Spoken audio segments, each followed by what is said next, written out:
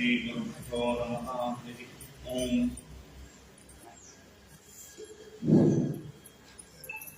नरसिंहोऽखिलाज्ञानमतध्वान्तदिवाकरः जयत्यमितसज्ञान सुखशक्तिपयोनिधिः अभ्रमं सुन्दरहितं अजडं विमलं सदा आनन्दतीर्थमतुलं भजे तापत्रयापहं चित्रैः पदैश्च गम्भीरैः वाक्यैर्मानैरखण्डितैः गुरुभावं मञ्जयन्ती भाति श्रीजयतीर्थवाक् अर्थकल्पितकल्पोऽयं प्रत्यक्षगजकेसरी व्यासतीर्थगुरुर्भूयादस्मदिष्टार्थसिद्धये पूज्याय राघवेन्द्राय सत्यधर्मरताय च भजतां कल्पवृक्षाय नमतां रामधेनवे सत्यधीरकराब्जोत्थ ज्ञानवैराग्यसागरः सत्यज्ञानाख्यतरणिः स्वान्तध्वान्तं निकृन्ततु सत्याविघ्नकराब्जोत्थान् 50 वर्षपूजकान् सत्यप्रमोदतीर्थार्यान् नौमि न्यायसिद्धारतान् आपादमूलिपर्यन्तं गुरूणामाकृतिं स्मरेत तेन विघ्नाः प्रणश्यन्ति सिद्ध्यन्ति च मनोरथाः शुभान् ध्यायन्ति एकामान् गुरुदेवप्रसादजान् इतरान् आत्मपापोत्थान् तेषां विद्या फलिष्यति। हरिः ओं श्री गुरुभ्यो नमः। श्री सत्यात्मतीर्थ गुरुभ्यो नमः। जन्माद्यस्य त्वन्मयादितरतश्चार्थेष्वविघ्नेश्वराट् तेने ब्रह्महृदाय आदिकवये मुह्यन्ति अंसूरयः तेजो वारिमतां यथा विनिमयो यत्र त्रिसर्गो मृषा धाम्ना स्वेन सदा निरस्तस्वकं सत्यं परं धीमहि।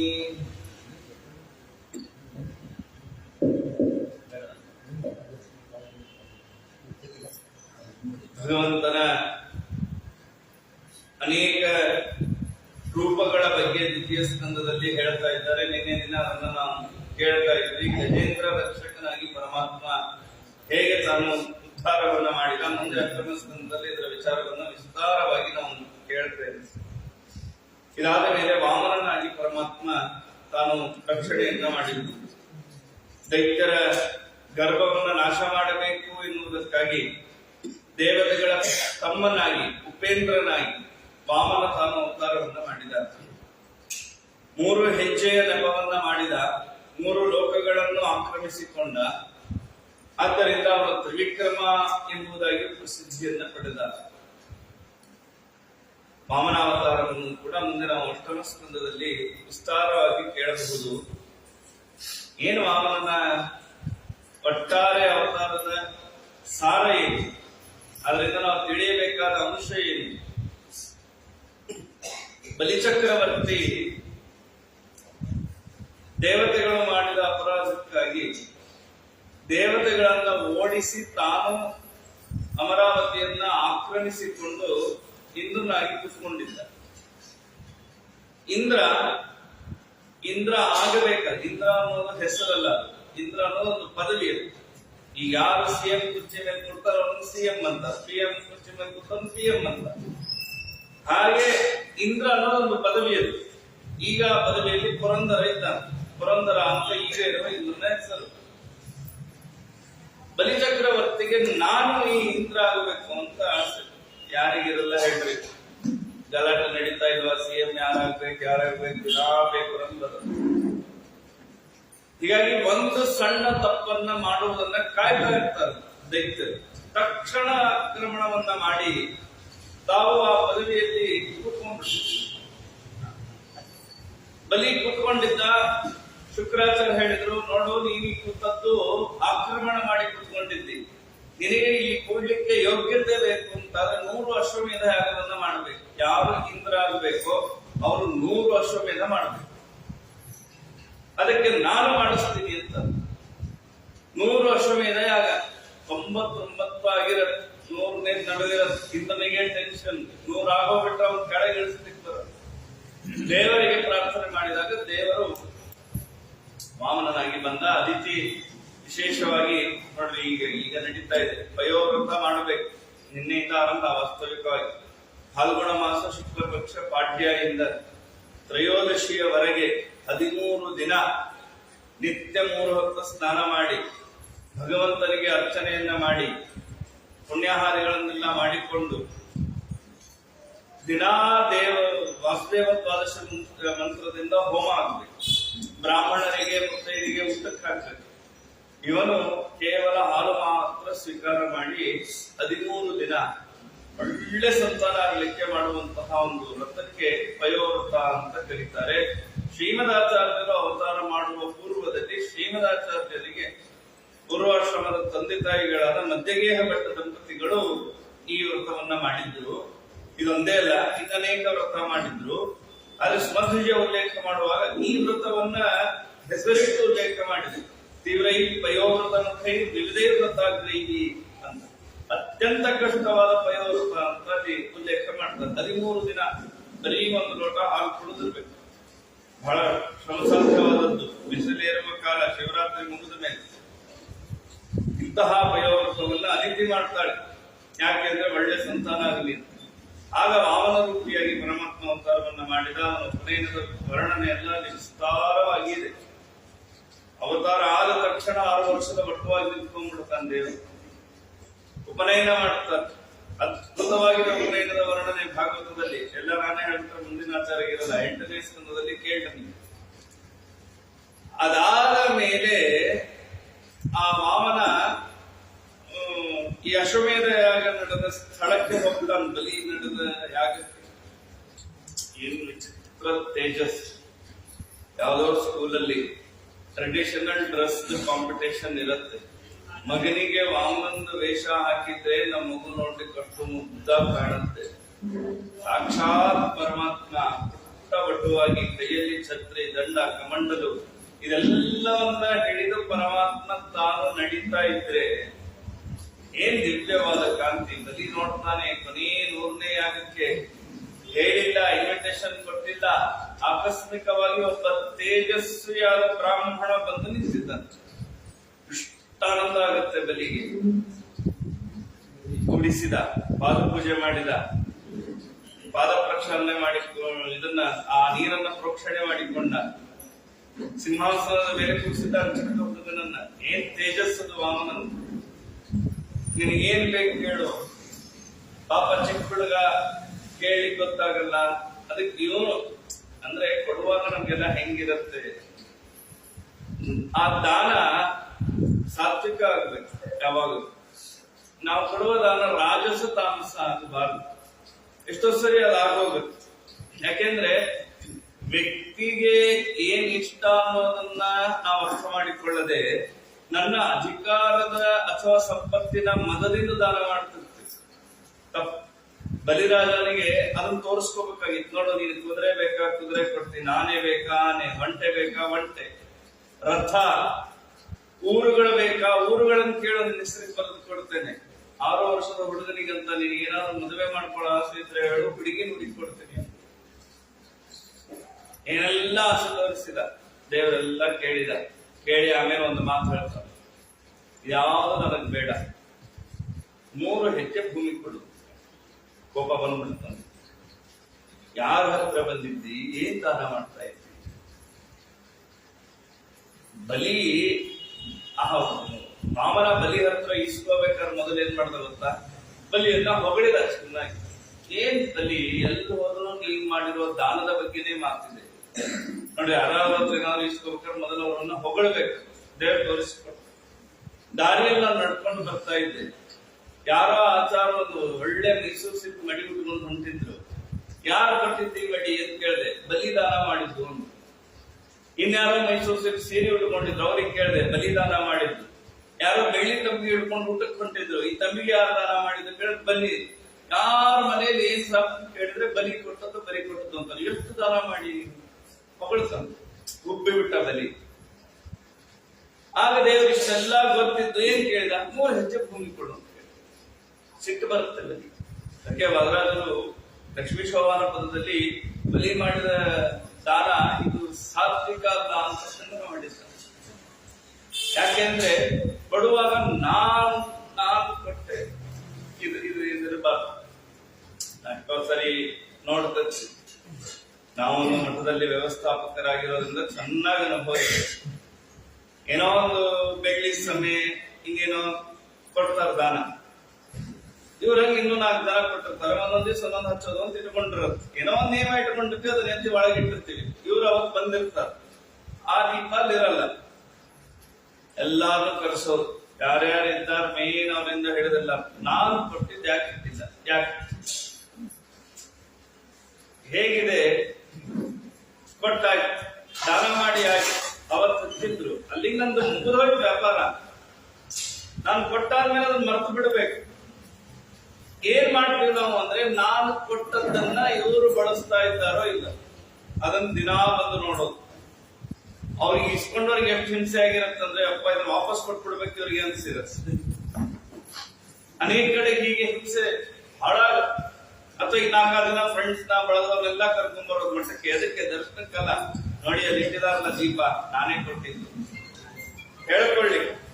ಹೀಗೆ ಅನೇಕ ಜನ ತಾವು ಈ ದಾನ ಮಾಡುತ್ತಾರೆ, ಆದ್ರೆ ದಾನವನ್ನ ಮಾಡಿದ ಮೇಲೆ ಮರೆತು ಬಿಡಬೇಕು. ದಾನವನ್ನ ಮರೆತು ಬಿಡಬೇಕು, ಕೊಟ್ಟ ಮೇಲೆ ಮರೆತು ಬಿಡಬೇಕು. ಕೊಟ್ಟದ್ದು ನನ್ನ ಪಾಪ ಪರಿಹಾರಕ್ಕಾಗಿ ಆಯ್ತಲ್ಲಿ, ಅವತ್ತದನ್ನು ಬಳಸಿದ ಮೇಲೆ ಮುಗಿಯಿತು. ಇದು ನಮಗಿರೋದೇ ಇಲ್ಲ, ಬಹಳ ಕೆಟ್ಟದ್ದು. ಬಲಿಯ ಕಥೆಯಿಂದ ನಾವು ಇದನ್ನ ಅರ್ಥ ಮಾಡ್ಕೋಬೇಕು.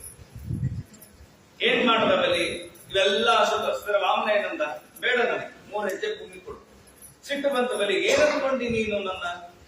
ನನ್ನ ಬಗ್ಗೆ ಎಲ್ಲ ಗೊತ್ತಿದೆ ನಿನಗೆ, ನಾನು ಏನ್ ಬೇಕಾದ್ರೂ ದಾನ ಮಾಡ್ಲಿಕ್ಕೆ ರೆಡಿ ಇದ್ದೀನಿ, ನೀನೇನು ನನ್ನ ಹತ್ರ ಬರೀ 3 ಹೆಜ್ಜೆ ಭೂಮಿ ಕೇಳ್ತಿಲ್ಲ. ಕಷ್ಟಪಟ್ಟು ಈ ಜನತಾ ದರ್ಶನ ಏನೋ ಮಾಡ್ತಾರೆ ನೋಡ್ರಿ, ಅದಕ್ಕೆ ಅಪಾಯಿಂಟ್ಮೆಂಟ್ ತಗೊಂಡು ಕ್ಯೂನಲ್ಲಿ ನಿಂತು ಅಲ್ಲಿ ಸಿಎಂ ಮುಂದೆ ಹೋಗಿ, ನಮ್ಮ ಮನೆ ಬಚ್ಚದ ಮನೆಯಲ್ಲಿ ಚಿಂಕ ಮುರಿದು ಹೋಗಿದೆ, ಅದೊಂದು ರಿಪೇರಿ ಮಾಡಿಸ್ಕೊಡ್ರಿ ಅಂತ ಕೇಳಿ, ಹಿಂಗೆ ಬಲಿ ಹಂಗಂತ ಯಾರ ಹತ್ರ ಬಂದು ಏನ್ ಕೇಳ್ತಾ ಇದ್ದೀವಿ? ಪುನಃ ಅದನ್ನೆಲ್ಲ ಹೇಳ್ತಾನೆ, ನಾನು ಇದನ್ನೆಲ್ಲ ಕೊಡಬಲ್ಲೆ ನಿನಗೆ. ದೇವರೊಂದು ಮಾತಿದೆ ಅಲ್ಲಿ, ಯಾವಂತೋ ವಿಷಯ ಶ್ರೇಷ್ಠ. ಮನುಷ್ಯ ತೃಪ್ತಿ ಹೊಂದಿಲ್ಲ ಅಂತಾದ್ರೆ ಜಗತ್ತಿನಲ್ಲಿರುವ ಎಲ್ಲಾ ವಸ್ತುಗಳನ್ನ ತಂದು ಇವರ ಮುಂದೆ ಹಾಕಿದರೂ ಅವನದ್ರಿಂದ ಸಂತೋಷ ಪಡಲ್ಲ. ಇಂಥ ಮಾತು.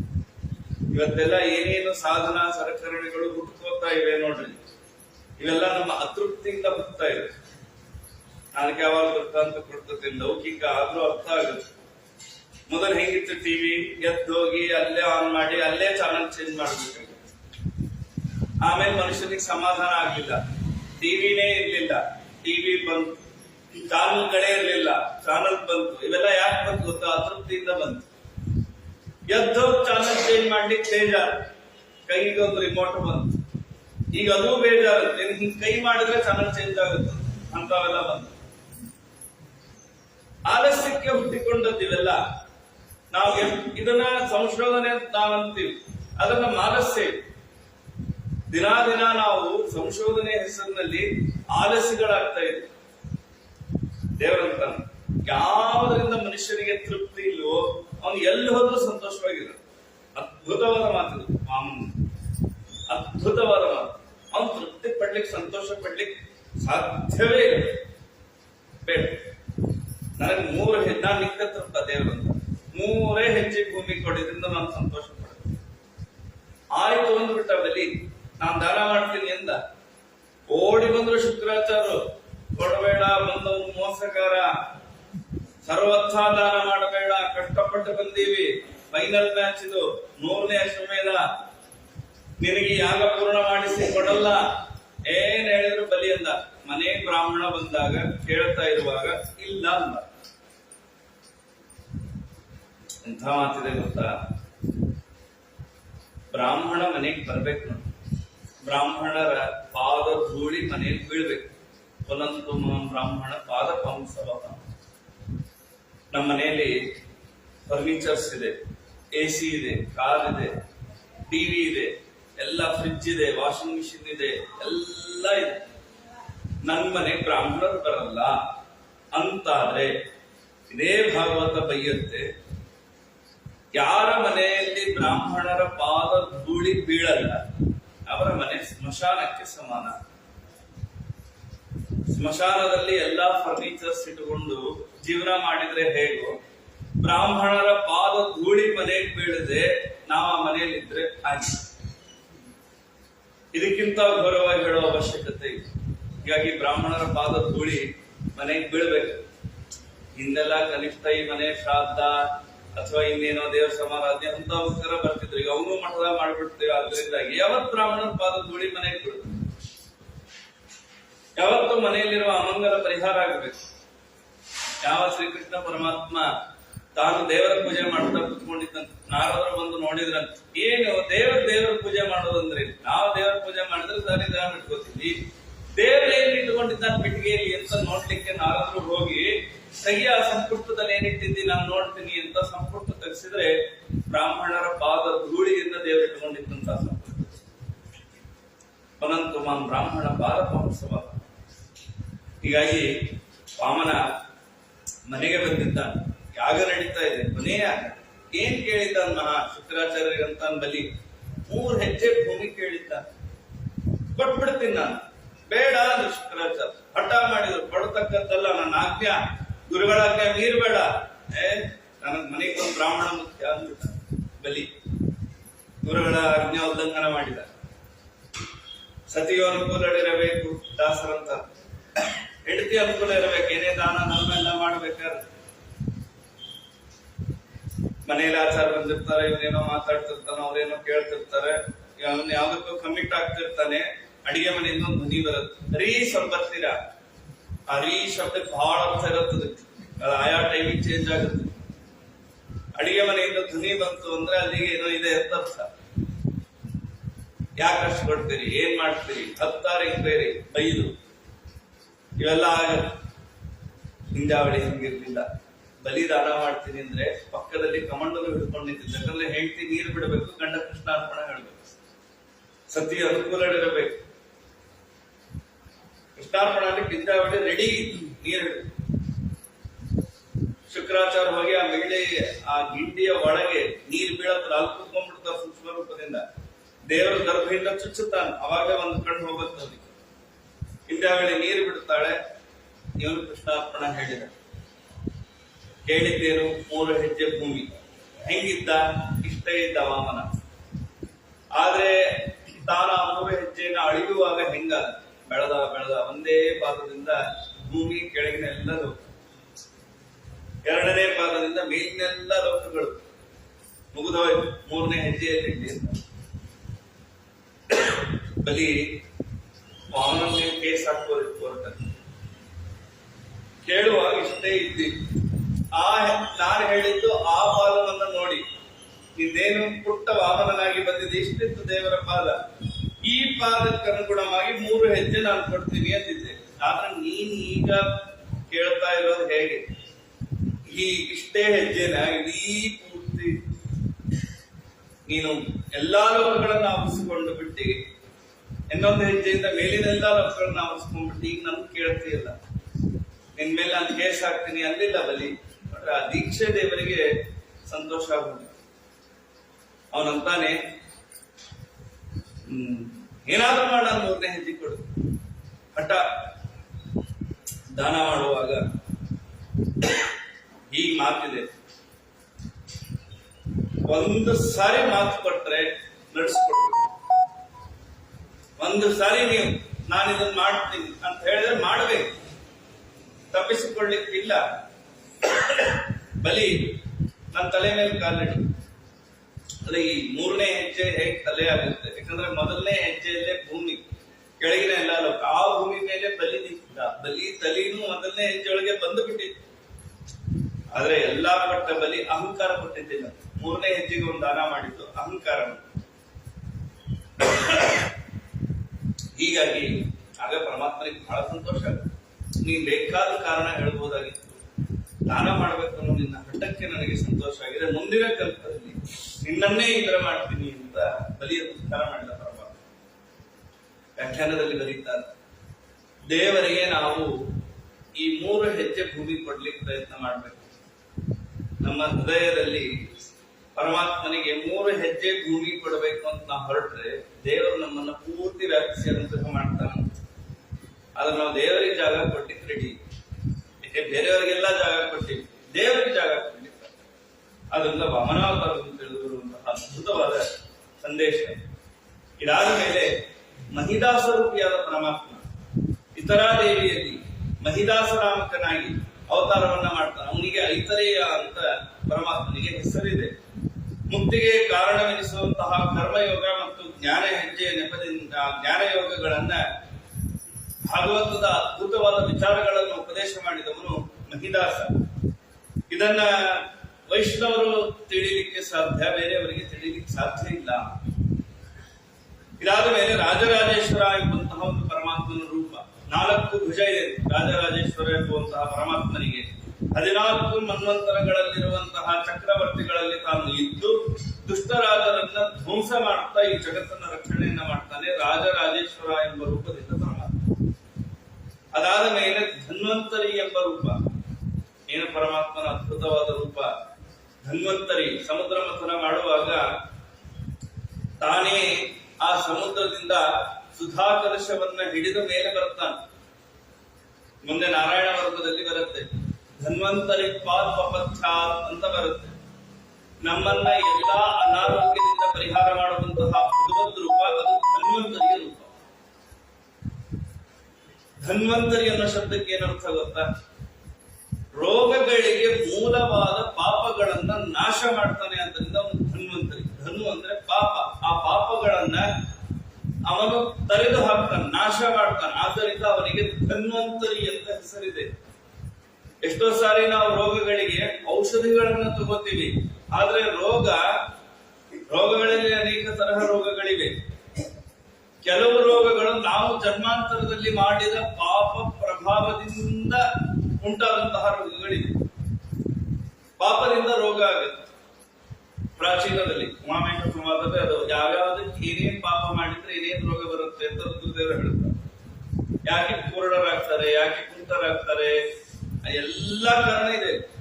ಬಡವರು ಯಾಕೆ ಆಗ್ತಾರೆ, ಶ್ರೀಮಂತರಾಗಿಯೋ ಕೆಲವರಿಗೆ ಭೋಗ ಯಾಕೆ ಮಾಡ್ಲಿಕ್ಕಾಗಲ್ಲ ಕೇಳಬೇಕು ಉಮಾಮೇಶ್ವರ. ಹೀಗೆ ಜನ್ಮಾಂತರದಲ್ಲಿ ಮಾಡಿದ ಪಾಪಗಳಿಂದ ರೋಗಗಳು ಬರುತ್ತೆ. ಈ ರೋಗಗಳನ್ನ ಪರಿಹಾರವನ್ನ ಮಾಡಿಕೊಳ್ಳಬೇಕಾದ್ರೆ ಕೇವಲ ಲೌಕಿಕವಾದ ಔಷಧಿಗಳಿಂದ ಸಾಧ್ಯ ಇಲ್ಲ. ಪಾಪಗಳನ್ನು ಕಳ್ಕೋಬೇಕು. ಮೂಲವಾದ ಆ ಪಾಪವನ್ನು ಪರಿಹಾರ ಮಾಡುವ ಧನ್ವಂತರಿ. ಆದ್ದರಿಂದ ಧನ್ವಂತರಿ ಆರೋಗ್ಯಕ್ಕೆ ನಿಯಾಮಕವಾದ ಭಗವದ್ ರೂಪ. ಹೀಗಾಗಿ ಧನ್ವಂತರಿಯ ಉಪಾಸನೆಯನ್ನ ಮಾಡಬೇಕು. ವಿಶೇಷವಾಗಿ ನಮ್ಮ ಸ್ವಾಮಿಗಳು ಈ ಊರಿನಲ್ಲಿ ಅದ್ಭುತವಾದ ಧನ್ವಂತರಿಯ ಪ್ರತಿಷ್ಠಾಪನೆಯನ್ನ ಮಾಡಿದ್ದಾರೆ. ನಮ್ಮ ಪಾಪ ಪರಿಹಾರ ಮಾಡುವ ಸ್ವಾಮಿ. ಹೀಗಾಗಿ ಅಮೃತದ ಕಲಶವನ್ನು ತಾನೇ ಹಿಡ್ಕೊಂಡು ಬಂದಿದ್ದಾನೆ ಧನ್ವಂತರಿ. ಪರಶುರಾಮ ದೇವರು ಪರಶುರಾಮನಾಗಿ ಅವತಾರವನ್ನು ಮಾಡಿ 21 ಬಾರಿ ದುಷ್ಟ ಕ್ಷತ್ರಿಯರ ವಂಶವನ್ನ ನಿರ್ಮೂಲನೆ ಮಾಡುವುದಕ್ಕಾಗಿ 21 ಬಾರಿ ಸಂಚಾರ ಮಾಡಿದ್ದಾನೆ ಪರಶುರಾಮನಾಗಿ. ರಾಮನಾಗಿ ಪರಮಾತ್ಮ ಅವತಾರವನ್ನ ಮಾಡಿದ ಸೂರ್ಯ ವಂಶದಲ್ಲಿ ಅದ್ಭುತವಾಗಿ ಇಡೀ ರಾಮಾಯಣದ ಕಥೆ ಬಹಳ ಅದ್ಭುತ ಇದೆ.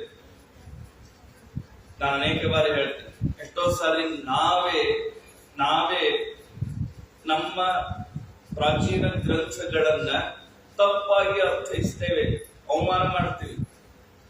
ಏನೋ ಮನೆಯಲ್ಲಿ ಸ್ವಲ್ಪ ತಾಪತ್ರೆ ಇದ್ರೆ ಅಯ್ಯೋ ನಮ್ಮ ಮನೇಲೆ ದೊಡ್ಡ ರಾಮಾಯಣ ನಡೀತಾ ಇದೆ.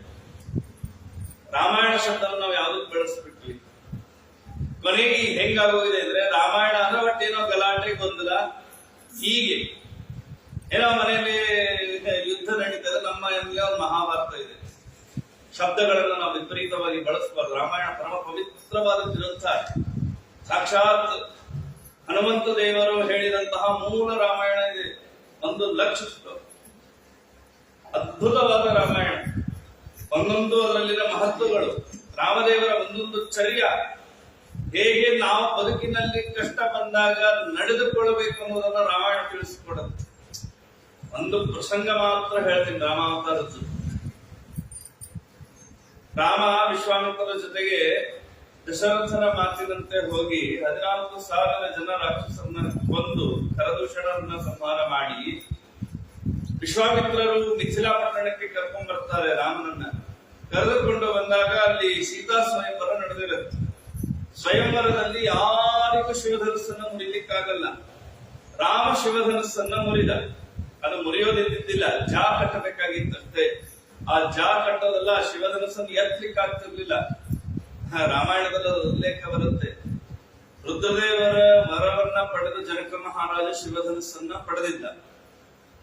ಶಿವಧನಸ್ಸನ್ನ ತರೋದು ಹೇಗೆ? ಸ್ಟೇಜಿಗೆ ತರಬೇಕಲ್ಲ ಶಿವಧನಸ್ಸು. ಶಿವಧನಸ್ಸನ್ನ ರುದ್ರದೇವರು ಹೆಂಗ್ ವರ ಕೊಟ್ಟಿದ್ರು ಜನಕ ಮಹಾರಾಜನಿಗೆ ಅಂದ್ರೆ, ಡೆಲಿವರಿ ಆಗ್ಬೇಕಲ್ಲ ಅದು ಅಲ್ಲಿಂದ ಕೈಲಾಸದಿಂದ ಮಿಥಿಲಾಪಟ್ಟಣಕ್ಕೆ. ಹೆಂಗಾಗೋದು? ರುದ್ರದೇವರು ಹೇಳಿದ್ರು, ನೀನು ಯಾವಾಗ ಆಜ್ಞಾ ಮಾಡ್ತಿ ಅವಾಗ ಮಾತ್ರ 5,000 ಜನ ಸೈನಿಕರು ಸೇರಿ ಶಿವಧನಸ್ಸನ್ನ ಎತ್ತಿ ತಂದು ಎಲ್ಲಿ ಬೇಕಂದ್ರೆ ಇಡಬಹುದು. ನೀ ಹೇಳಿದ್ರೆ ಯಾರು ಶಿವಧನಸ್ ಅವನಿಗೆ ಇಷ್ಟೆಲ್ಲ ಯಾಕೆ ಮಾಡಿದ್ದು ಅಂದ್ರೆ, ಸೀತೆ ಅಂತಹ ಅದ್ಭುತ ರೂಪವತಿಯಾದ ಹೆಣ್ಣು ಮಗಳನ್ನ ಯಾರು ಅತಿಕ್ರಮವಾಗಿ ಅಪಹಾರವನ್ನ ಮಾಡಬಾರದು ಅನ್ನೋದು ಜನಕರ ಉದ್ದೇಶ ಆಗಿದೆ. ಈಗ ಯಾರು ಶಿವಧನಸ್ಸನ್ನ ಜಾ ಕಟ್ತಾರ ಅವ್ರಿಗೆ ಕನ್ಯಾ ಕೊಡೋದು ಅಂತ ಅವನ ಸ್ವಯಂವರ ಇಟ್ಟಿದ್ದ. 5,000 ಜನ ಅದನ್ನ ವಾಹನದಲ್ಲಿ ತಗೊಂಡ್ಬರ್ತಾರೆ. ಅಂತ ಧನಸ್ಸದ ಲೆಕ್ಕಾಚಾರದಿಂದ ಈ ಕಲ್ಪನಾ ಮಾಡ್ಲಿಕ್ಕೂ ಸಾಧ್ಯ ಇಲ್ಲ. ಯಾರಿಗೂ ಎತ್ತಲಿಕ್ಕಾಗಿಲ್ಲ ಅದನ್ನ. ರಾವಣ ಒಬ್ಬ ಹಿಂಗೆ ಎತ್ತಲಿಕ್ಕೆ ಹೋಗ್ತಾನ, ಎದೆ ಮೇಲೆ ಹಾಕೊಂಡ್ಬಿಡ್ತಾನ, 10 ತಲೆ ತಿರುಗುತ್ತಂತ ರಾವಣನಿಗೆ. ರಾಮದೇವ್ರ ಎತ್ತಿ ಸೈಡಿಗೆ ಇಡ್ತಾ ಇರೋದು. ಆಕ್ಚುಲಿ ಜನಕನಿಗೆ ಅಲ್ಲಿ ಬಹಳ ಟೆನ್ಷನ್ ಆಗಿದೆ ಅಂತ. ಯಾಕಂದ್ರೆ ಶಿವಭಕ್ತ ರಾವಣ. ಅಕಸ್ಮಾತ್ ಈ 10 ತಲೆ ರಾವಣ ಶಿವಧನಸ್ಸು ಎತ್ತು ಬಿಟ್ಟಿದ್ರೆ ಸೀತಾದೇವಿಯನ್ನು ಕೊಟ್ಬಿಡ್ಬೇಕಾಗಿತ್ತು ರಾವಣನಿಗೆ. ಭಾರಿ ಭಾರಿ ಅದು ಜನಕ ಮಹಾರಾಜನ ಉದ್ವೇಗದ ಬಗ್ಗೆ ರಾಮಾಯಣ ವರ್ಣನೆ ಮಾಡಿದ್ರು. ಆಮೇಲೆ ರಾಮದೇವರು ಎತ್ತಿದ್ರು, ಜಾ ಕಟ್ಲಿಕ್ಕೆ ಹೋದ್ರು, ಶಿವಧನಸ್ಸು ಮುರಿದೇ ಹೋಯ್ತು. ಜನಕರಾಜನಿಗೆ ಬಹಳ ಖುಷಿ ಆಯ್ತು. ನೀನೇ ನನ್ನ ಅಳಿಯ ಅಂತ ಹಿಡ್ಕೊಂಡು ಗಟ್ಟಿಯಾಗಿ ಹಿಂಗ ಅಪ್ಕೊಳ್ಳಿಕ್ ಹೋದ್ರೆ ರಾಮ ಅಂತ ತಡಿ ಅಂತ. ಯಾರು ಹೇಳಿದ್ರು ನಿನ್ನ ಅಳಿಯ ರಾಮ? ಇಷ್ಟೋತನ ಎಲ್ಲಿ ಯಾರು ಎತ್ತಿ ಬಿಡ್ತಾರೋ ಅಂತ ಟೆನ್ಷನ್. ಈಗ ರಾಮನೇ ಎತ್ತಬೇಕು ಅಂತ ಇವನಿಗೆ ಆಸೆ ಇತ್ತು ಜನಕನಿಗೆ. ರಾಮ ಎತ್ತಿ ಜಾ ಕಟ್ಟಿ ಬಿಟ್ಟ, ಮುರಿದೇ ಬಿಟ್ಟ. ಆದ್ರೆ ಮಗಳನ್ನ ಮದುವೆ ಮಾಡ್ಕೊಳ್ಳಿಕ್ ರೆಡಿ ಇಲ್ಲ ರಾಮ. ಯಾಕೆ ರಾಮನನ್ನು ಮರ್ಯಾದಾ ಪುರುಷೋತ್ತಮ ಅಂತಾರೆ ಅಂತ ಅರ್ಥ ಮಾಡ್ಕೊಳ್ರಿ. ರಾಮ ಅಂತ ನಾನಿನ ಅಳಿಯ ಅಂತ. ಜನಕರಿಂದ ಎದಕ್ ಸ್ವಯಂವರಕ್ಕೆ ಬಂದಿ ನೀನು? ಎದಕ್ ಶಿವಧನಸ್ಸನ್ನ ಮುರಿದಿ? ನನ್ಗೆ ಗೊತ್ತಿಲ್ಲ. ವಿಶ್ವಾಮಿತ್ರ ಹೇಳಿದ್ರು ಬಂದೆ ಮುರಿದೆ.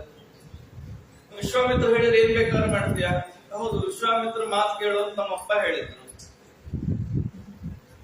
ನಮ್ಮಪ್ಪ ಹೇಳಿದ್ದೇವೆ ವಿಶ್ವಾಮಿತ್ರ ಮಾತು ಕೇಳೋದು. ವಿಶ್ವಾಮಿತ್ರ ಶಿವಧನಸ್ಸನ್ನ ಎತ್ತು ಅಂದ್ರೆ ಎತ್ತಿದೆ, ಕಟ್ಲಿಕ್ಕೆ ಮುರಿ. ನಾನು ಸೀತೆ ಮೇಲೆ ಆಸೆ ಪಟ್ಟು ಬಂದೇ ಇಲ್ಲ ಅಂತ ರಾಮದೇವ್. ಇನ್ ನೋಡ್ರಿ, ಹಂಗ ನನ್ನ ಮಗಳ ಗತಿ. ನನ್ನ ತಂದೆ ಯಾರಾದ್ರೂ ಹುಡುಗನ ಹತ್ರ ಮಾತಾಡ್ತಾರ? ಹುಡುಗನ ಅಪ್ಪನ ಹತ್ರ ಮಾತಾಡ್ಬೇಕೋ ಇಲ್ಲ? ಈ ಹುಡುಗನ ಹತ್ರ ಮಾತಾಡ್ತಾರೆ. ತಮಾಷೆ ಹೇಳ್ತಾ ಇಲ್ಲ. ನಮ್ಮಲ್ಲೊಬ್ಬ ವ್ಯಕ್ತಿ ಇದ್ದ, ಈಗೂ ಇದ್ದ. ಇತ್ತೀಚೆಗೆ ಮದುವೆ ಆಯ್ತು ಅನ್ನೋದು. ನಮ್ಮವರಲ್ಲ, ದಯವಿಟ್ಟು ತುಂಬಾ ಸ್ಟ್ರಾಂಗ್ ಇದಾರ ನಮ್ಮ ಏರಿಯಾದಲ್ಲಿ. ನಾವೇನೇ ಕೆಲಸ ಆಗ್ಬೇಕಾದ್ರೆ ಅವ್ನಿಗೆ ಹೇಳ್ತೀವಿ. ತುಂಬಾ ಒಂದು ಅರ್ಥ ಒಂದು ರೌಡಿ ತರ ಇದ್ದಾನೆ, ಒಳ್ಳೆಯವನು. ಏನ್ ಕೆಲಸ ಹೇಳಿದ್ರು ಮಾಡ್ಕೊಂಡ್ ಬರ್ತಾನೆ. ಅವನಿಗೆ ಒಂದ್ ದಿವಸ ನಮ್ಮ ಮನೆಗೆ ಬಂದು ಅಳ್ತಾ ಕೂತ್ಕೊಂಡ್ಬಿಟ್ಟ. ಯಾಕೇನು ಅವನು ಅಳೋದನ್ನು ನನ್ಗೆ ನಂಬಲಿಕ್ಕೆ ಆಗಿಲ್ಲ. ಯಾಕೆ ಹೇಳ್ತಾ ಇದ್ದೀನಿ? ಒಬ್ಬನೇ ಮಗ, ಅಮೆರಿಕಾದಲ್ಲಿ ಕೆಲಸ ಮಾಡ್ತಾ ಇದ್ದ, ಒಬ್ಬನೇ ಮಗ. ಅಲ್ಲಿ ಚೆನ್ನೈದೊಳೆ ಹುಡುಗಿನೊಬ್ಬಳನ್ನ ಇಷ್ಟಪಟ್ಟು ಅವ್ರ ಮಾವ ಅತ್ತೆ ಅವ್ರ ಜೊತೆಗೆಲ್ಲ ಹೊರಗಡೆ ಸುತ್ತಾಡಿ ಎಲ್ಲ ಮಾಡಿ ಬಂದ್ಬಿಟ್ಟಿದ್ದಾನೆ. ಆಮೇಲೆ ಇವನಿಗೆ ವಿಷಯ ಗೊತ್ತಾಗಿದೆ. ಅವನು ಇಷ್ಟು ಗಟ್ಟಿ ಮನುಷ್ಯ ಆಡೋದನ್ನು ನನಗೆ ಬೇಜಾರಾಗೋದು. ಕೊನೆಗೆ ಅವ್ರು ಕರೆಸಿ ಇವನೇ ನಿಂತು ಮದುವೆ ಮಾಡಿಸಿ ಎಲ್ಲ ಮಾಡಿದ. ಆದ್ರೆ ಎಷ್ಟು ನೋವಾಗ್ಬಿಡುತ್ತೆ ತಂದೆ ತಾಯಿಗಳಿಗೆ ಅಂದ್ರೆ ಅದು ಹೇಳಿಕ್ಕಾಗಲ್ಲ. ರಾಮ ನೋಡ್ರಿ ಹೆಂಗಿದ್ದ. ಅದಕ್ಕೆ ಈ ಪುರಾಣಗಳನ್ನ, ರಾಮಾಯಣ ಇವೆಲ್ಲ ಕೇಳಬೇಕು. ಏನಂತ ಹೋಗ್ ನಮ್ ತಂದೆ ಹತ್ರ ಕೇಳು, ನಮ್ ತಂದೆ ಒಪ್ಕೋಬೇಕು ಅಷ್ಟೇ. ನಾಂದ ಜನಕ, ನಾನ್ ದಶರಥನ ಹತ್ರ ಕೇಳ್ಕೊಂಡ್ ಬರ್ತೀನಿ ಅಂದ. ರಾಮ ನಗೀತು. ಏನಂತ ಹೇಳ್ತೀನಿ ನಮ್ ತಂದೆಗೆ?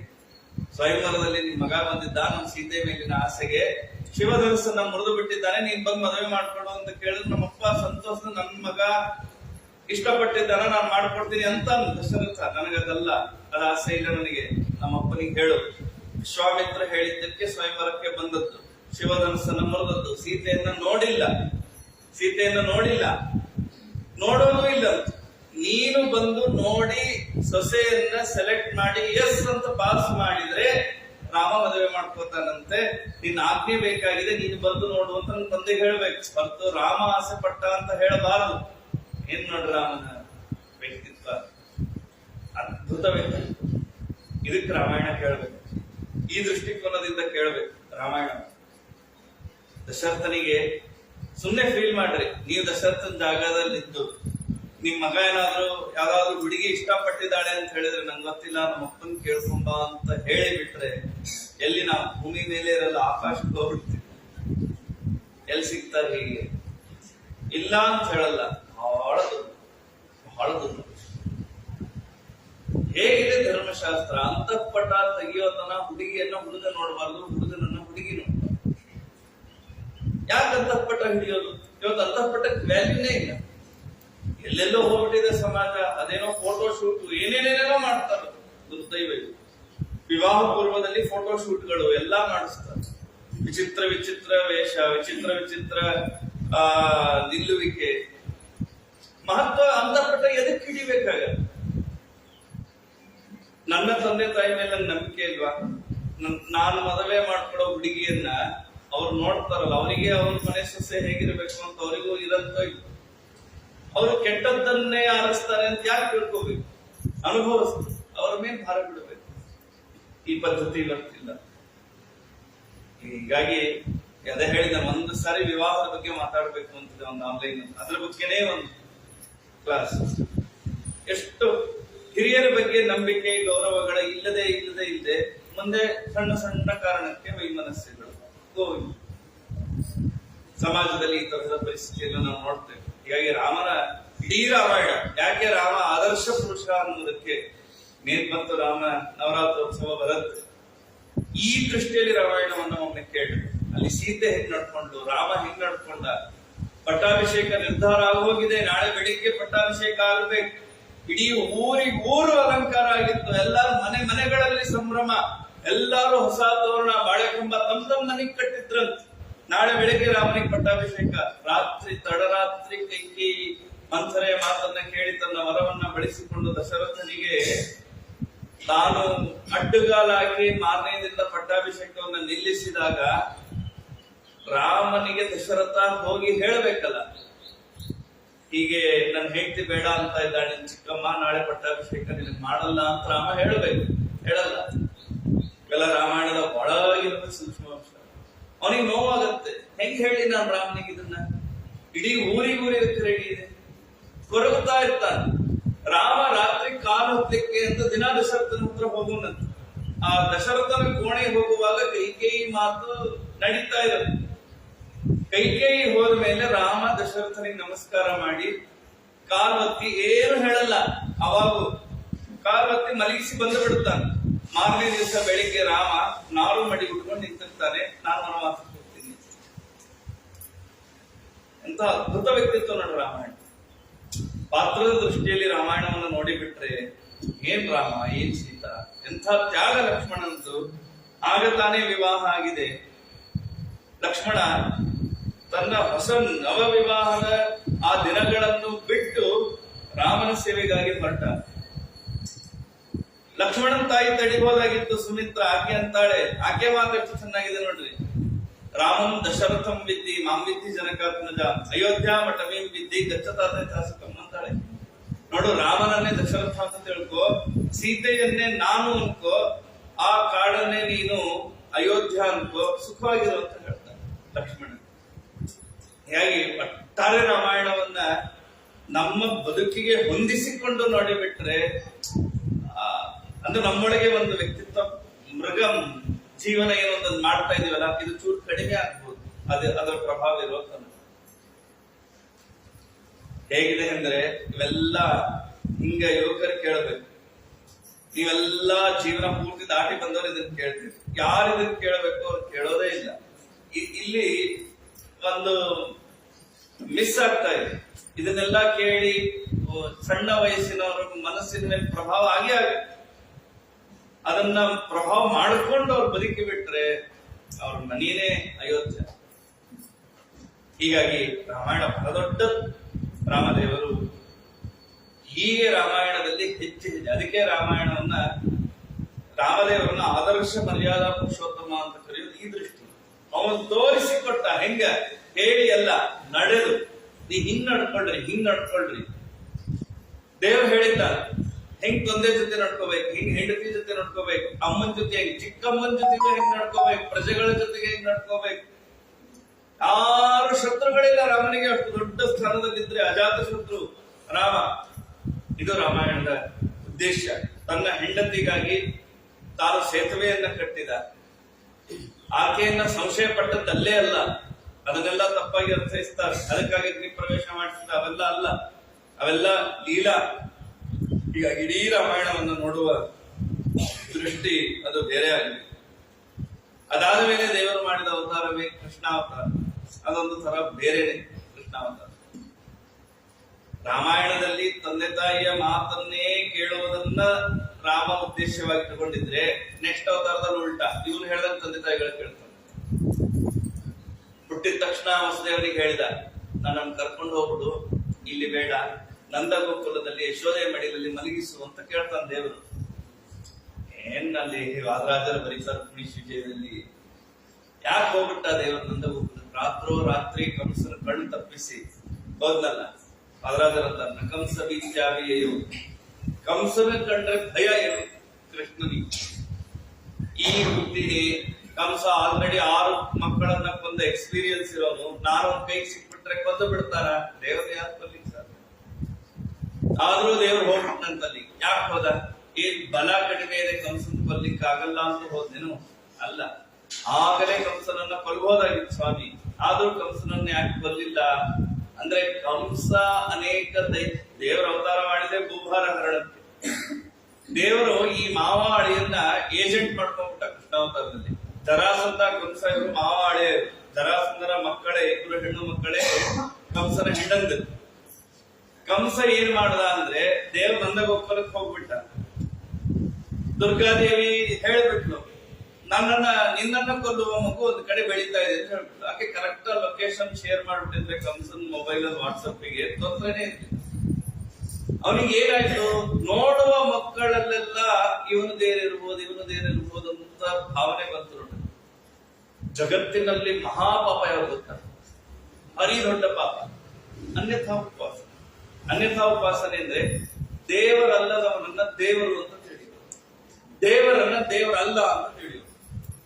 ಇದಕ್ಕೆ ಸಾಕ್ಷಾತ್ ಅಂತ ತಮಸ್ಸಿಗೆ ಹೋಗ್ತೀವಂತ.